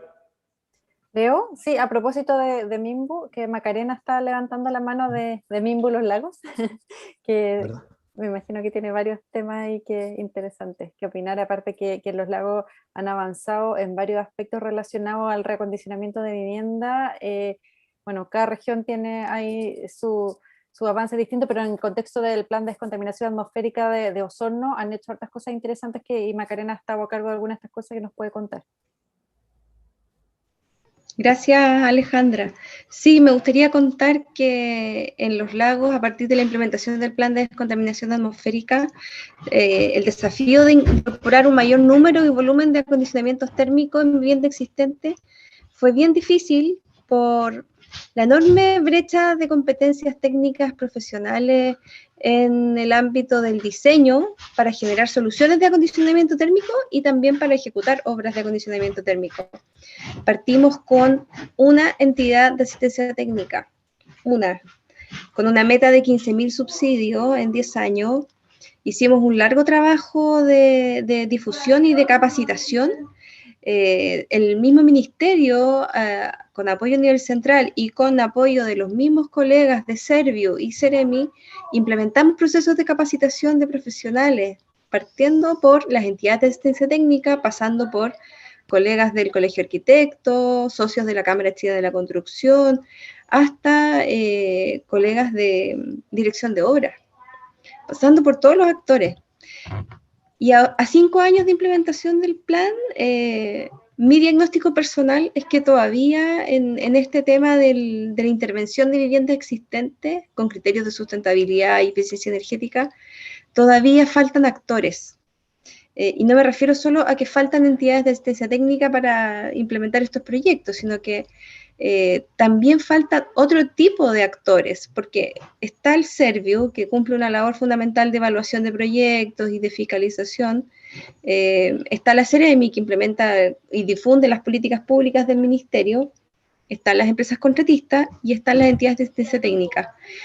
Pero, por ejemplo, me tocó dentro de estos años conocer la experiencia de intervención de vivienda existente del Ministerio de Energía de Estados Unidos, que ellos trabajan desde los años 70, y ellos tienen un modelo diferente en el cual actúan haciendo una mezcla entre lo que hemos visto acá un poco, de ocupar los instrumentos tecnológicos que existen, las posibilidades de medición, y ellos toman una foto entre comillas, de la vivienda existente, pero una foto técnica y social. Ellos analizan desde el punto de vista social la familia, adultos mayores, enfermedades respiratorias, discapacidades, situaciones de uso, horarios de uso de la vivienda, déficit de energía, situaciones de pobreza energética, y con los recursos disponibles, que son menos de los que disponemos nosotros como Mimbu para cada solución habitacional, priorizan y focalizan recursos en las partidas más incidentes para mejorar el confort. Y esto previamente medición con sensores, con cámaras termográficas, con data logger, monitoreando por un periodo de tiempo, proponen esta intervención focalizada, costo eficiente, y luego de la intervención vuelven a medir y verifican los resultados. Entonces, siento que hoy día no tenemos un actor que esté trabajando a este nivel, o sea, que pueda ocupar la tecnología que existe, los conocimientos que existen en el mundo de la academia y que utilice los recursos que las entidades de esa técnica ocupan para trabajar. Y por ahí nos falta avanzar en el diseño de nuestras políticas públicas, incorporar más medición, incorporar más tecnología. Nosotros estamos comprando, así como dato anecdótico para impulsar esto, estamos comprando un blower door test para empezar a poder medir como MIMBU en la región, pero siento que falta un perfil de actor distinto, o sea, me imagino como ocurre, por ejemplo, con el Ministerio de Energía de Estados Unidos, que estas actividades las desarrollan fundaciones, las desarrollan como entidades de esa técnica, pero sin fines de lucro. Me refiero a que son entidades que hacen similar trabajo que las entidades nuestras, pero como no tienen fines de lucro, me imagino que pueden rentabilizar mejor los recursos que el Estado entrega para este tipo de obras. Y además de los recursos del Estado, se pueden recibir recursos de aportes de privados que en atención a un compromiso con la comunidad y a un trabajo como de darle más sustentabilidad al desarrollo de las ciudades, puedan también participar de este tipo de iniciativas, aportando económicamente para mejorar la calidad del aire, para disminuir la pobreza energética y mejorar el confort y la habitabilidad de las familias, de todos los sectores socioeconómicos, por cierto. Entonces, ese es mi análisis por ahora de lo que veo que está pasando en esta situación del centro-sur de Chile. Macarena, disculpa, lo que tú estabas mencionando de ese modelo, ¿no es lo de Casa Sana? Sí, es Casa Sana, Vida Sana. Sí. Que fue una experiencia que surgió en el fondo tomando como referencia el modelo del Ministerio de Energía de Estados Unidos. Y esa experiencia la implementaron en la región. Macarena, perdón. Estamos implementando un piloto a través de la Fundación Legado, en alianza con el FOSIS. Se está generando desde el año pasado un trabajo con un mix de compra asociativa de leña, en el fondo fomentando la asociatividad en los barrios para ser consumidores de energía, y también interviniendo estas viviendas con esta metodología: medición ex ante, focalización de partida y después medición ex post. Así que estamos partiendo. Buenísimo, Macarena, súper interesante. La pregunta que, no sé si hay más preguntas, pero ¿puedo hacer una? Alejandra, ¿me deja? ¿O hay otra No, sí, mano? la Andrea tiene, pero pregunta tú y después le damos la palabra a la Andrea. Sí. Ya, gracias, Andrea. Yo voy a hacer una pregunta cortita. Porque claro, con estas mediciones, aparte de la mejora de envolvente, ¿qué otras partidas se apoyaban, por ejemplo, en esta experiencia que tuviste en Estados Unidos? Las partidas más incidentes son las de sellos y hermeticidad. Todo lo que tiene que ver con reducir las infiltraciones no deseadas de la vivienda, aplicando un blower door test inicial y identificando con ensayos de humo y otros cuáles son las más altas pérdidas de la vivienda. Y resolviendo esa partida, que es muy costo eficiente, porque el insumo de esa partida es económico en el fondo, requiere una mano de obra calificada y un trabajo muy fino de detalles, pero es una partida económica.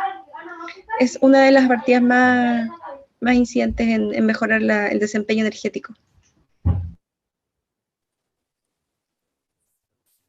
Muchas gracias, Macarena. Dale, Andrea.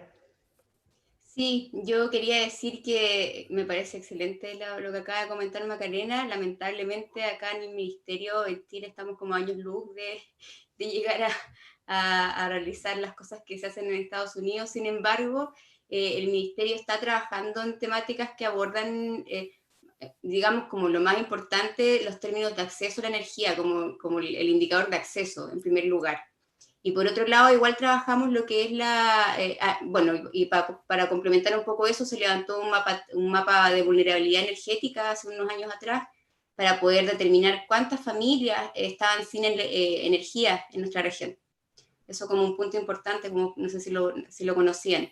Se llegó a determinar de que un 1% de la población de los ríos hoy día no tiene energía. Entonces el Ministerio ha estado trabajando fuertemente en poder determinar y realizar proyectos renovables, específicamente de soluciones fotovoltaicas individuales, para poder dotar a estas familias de electricidad por primera vez en la vida. Uno de los proyectos más emblemáticos que existe es el proyecto que se realizó en Isla Huapi, que entregó una solución fotovoltaica a más de 150 familias. Por otro lado, quería comentar, y a partir de lo que hablabas recién de los sellos, Macarena, de que en el Ministerio también tenemos un programa que está, en realidad la mayor parte como de las cosas que hacemos con la gente está asociado a las líneas de educación en eficiencia energética. Y en ese sentido, yo misma trabajo en un programa que se llama Con Buena Energía, que está destinado a capacitar a los hogares más vulnerables del país acerca de la eficiencia energética, acerca del buen uso del aislante, de incorporar el aislante en el caso de ampliaciones, de incorporar el uso de sellos para mejorar el tema de las infiltraciones en las viviendas, y además se les entrega un kit a estas personas, que viene con un sello, que viene con un alargador para evitar las pérdidas por consumo de ampiro, y el recambio tecnológico. Entonces, más que nada, lo que hace el Ministerio está más orientado como a la ocupación de la vivienda, más que al desarrollo de los diseños, porque lamentablemente en Chile nos hemos separado un poco en ese sentido. El MIMBU como que lleva toda la temática y energía trabaja un poco esa otra línea. Entonces, me parece igual importante mencionar que o sea, quizás no nos compete a nosotros que estamos acá en la región, pero sí que a nivel nacional en algún momento comencemos a trabajar de forma más articulada, a pesar de que existen instancias como la Mesa de Construcción Sustentable y todo, pero al final en la práctica es difícil vincular todos los temas. Y bueno, y qué pena que se fue Raúl, porque quería mencionarle igual de esto del programa que realizamos, porque lo hemos conversado mucho, quizás no me ha tocado conversar directamente con alguien de Serviu como él, de poder encontrar instancias donde podamos mezclar nuestras capacitaciones de energía con las entregas de vivienda con mejoramientos técnicos o viviendas sociales, porque en definitiva como energía podemos aportar al tema de la posocupación y también de la mantención de la vivienda. Y también quería comentar algo respecto a lo que comentó Patricio hace un rato, que tiene que ver con el uso de la leña. Bueno, contarte que el Ministerio de Energía está trabajando en una estrategia para regular el uso de los biocombustibles sólidos, específicamente de la leña. Hace muchos años que se viene trabajando en esto, pero en concreto lo que se quiere lograr de aquí a unos años es que el mercado de la leña se regularice para que la gente finalmente termine usando leña seca, cosa que cuesta mucho, pero se están haciendo todos los esfuerzos para que de aquí a un plazo, ojalá corto, esto ya esté regulado y efectivamente la gente aprenda a hacer un buen uso de este combustible. Eso quería comentar. Buenísimo, Andrea. Oye, una pregunta, te retruco con una pregunta. ¿Tú crees que es factible este tipo de sistemas colectivos? O para el secado de leña estoy hablando, o también un secador individual sería útil en las casas, un secador, por ejemplo, solar de leña incorporado en una fachada, por ejemplo. Yo creo que ambas alternativas son factibles. De hecho, incluso en nuestras capacitaciones que hacemos del programa que les comentaba, tratamos de mezclar todos los temas, incluso cómo enseñar a la gente a secar la leña de forma más eficiente en la casa, dejando aire entre cada uno de los palos, Claro, etcétera. encastillado. Claro, pero creo que es posible abordarlo de las dos formas. En definitiva, como que se podría trabajar en algún prototipo. Yo entiendo que no es mi tema en específico en la Ceremi, lo veo otra profesional, pero se podría quizás trabajar en poder incorporar a nuestras capacitaciones todo lo que es en educación, en este tipo de cosas, y mostrar algunos prototipos que funcionen tanto para la vivienda individual como para vivienda colectiva. Me parece que sí, que se puede. Claro, ahí tienes ya un proyecto de tesis para tu magíster además, ¿viste? Sí, no, eso ya está más o menos avanzado, así que me voy por otra línea. Margot también está pidiendo la palabra porque después vamos a tener que empezar a cerrar, estamos ya sobre el tiempo, así que Margot, te damos la palabra. La verdad que es cortito, solamente después de escuchar a Macarena y a Andrea me doy cuenta que de repente estamos haciendo lo mismo, pero no estamos muy comunicados, porque referente al tema de los sellos, nosotros llevamos mucho tiempo igual entregando kits en los sectores vulnerables, enseñando a ocupar el producto. Los mismos jóvenes de Constructores Nuevo Aire crearon una maqueta en que hay un vano de puerta, ventana, y enseñamos cómo se aplican los productos en los diferentes puntos donde hay más filtraciones de aire. Eso lo estamos haciendo hace harto tiempo, así que de repente debemos conversar más porque podría ser más potente la actividad que se hace y llegar a más sectores. También con respecto a la leña, pensando siempre en los sectores vulnerables, la gente compra su leña, pasa mucho tiempo bajo la lluvia esperando reunir de repente el dinero para que se lo trocen y lo guarden. Entonces nosotros diseñamos igual, aparte de capacitar de la importancia de cómo guardar la leña aislada de la humedad, diseñamos una leñera económica y fácil de hacer, de construir, y le entregamos como un tríptico: hágalo usted mismo, su propia leñera en un espacio reducido, pensando siempre en las viviendas sociales. Así que de repente podremos hacer cosas más potentes entre todos, porque veo que hacemos cosas bien parecidas. Sí, es súper importante estar coordinados, porque muchas veces pasa esto, que duplicamos esfuerzo en cosas que si quisiéramos en conjunto podrían tener mucho más impacto. Luego de este taller vamos a generar un documento identificando los desafíos y las oportunidades que hay de trabajo conjunto, así que ese también lo vamos a distribuir para que en base a eso podamos también ver posibilidades de colaboración. Y ahora sí que la última palabra, dale Leo, y después tenemos a Patricio la última palabra, y ahí se mueve el cierre. Eso, y tenemos que recoger el guante que dejó Raúl, ¿no? Eso, no sé, yo voy a estar molestándolos por correo de aquí en adelante, así que vamos a estar ahí en contacto. Patricio. Sí, estoy acá atento. Oye, que honor ser la última palabra de la conversación, ¿eh? Pero bueno, fue harta mencionado un poco el tema del secador colectivo, que yo igual lo he discutido quizás con otras organizaciones o personas, y que claro, pues, yo creo que la gran guerra es eso, contra la calefacción, no que no es leña seca, lo que uno le mete hoy en día a la cocina leña, ¿cierto? Entonces, yo no creo que nadie le meta un zapato a su cocina porque quiere tampoco. Yo creo que igual hay dimensiones como de educación, ¿cierto? O de otros como aristas que tienen que ver un poco con la pobreza energética, y quizás falta un poco más de educación al respecto, y también de establecer puntos verdes, ¿cierto? U otras cosas, porque uno va pensando así como ya, esta botella de cachantún al punto verde, ¿cierto? Está de vidrio, pero claro, hay gente que va en la misma botella de cachantún, tiene la parafina para hacer arder su combustión porque no alcanzó para astilla, o porque no tiene hacha, o porque es de tercera edad, etcétera. Hay un montón como de factores que involucrar ahí, ¿cierto? Entonces, como que en esa parte es súper bueno lo que se están haciendo, y qué bueno que se llegó a este diagnóstico de que están haciendo todos por separado, porque claro, hoy día se podría empezar a levantar tesis entre los ministerios, ya sea de Energía, MIMBU, la Facultad de Arquitectura y también INACAP. Entonces como que se va avanzando en materialidad, y también se van probando los proyectos enseguida ya en el territorio donde se desarrollan. Eso sería lo último que quería decir, y agradecer todo a Alejandro, Leonardo y a todos los presentes. Buenísimo, Patricio.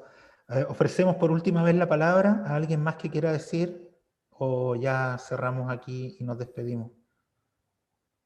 Yo tengo un discurso de clausura que son 5 hojitas nada más. No, mentira, estoy bromeando.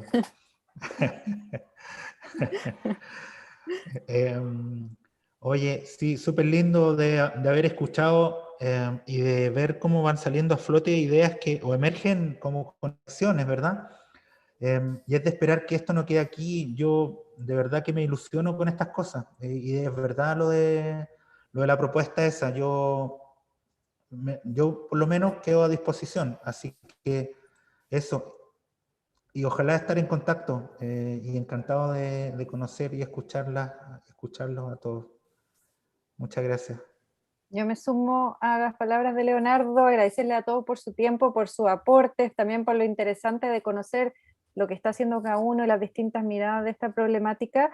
sobre todo lo interesante de ver que tenemos muchos espacios para hacer cosas y para potenciarnos entre las distintas iniciativas, y también el compromiso por parte nuestra de entregar este documento de seguimiento y de hacer seguimiento a que las cosas las podamos ejecutar y que las podamos llevar a cabo, y aprovechar todas estas oportunidades que hemos visualizado en esta conversación. Así que de verdad muchas gracias a todos por participar, y estuvo muy interesante la discusión. Y que estén muy bien y nos Muchas gracias por la invitación. Muchas gracias, que estén muy bien. Gracias. Que estén muy bien. Que Gracias. estén muy bien. Chao, chao. Nos vemos. Cuídense mucho, cuídense. Chao. Que estén bien. Igual.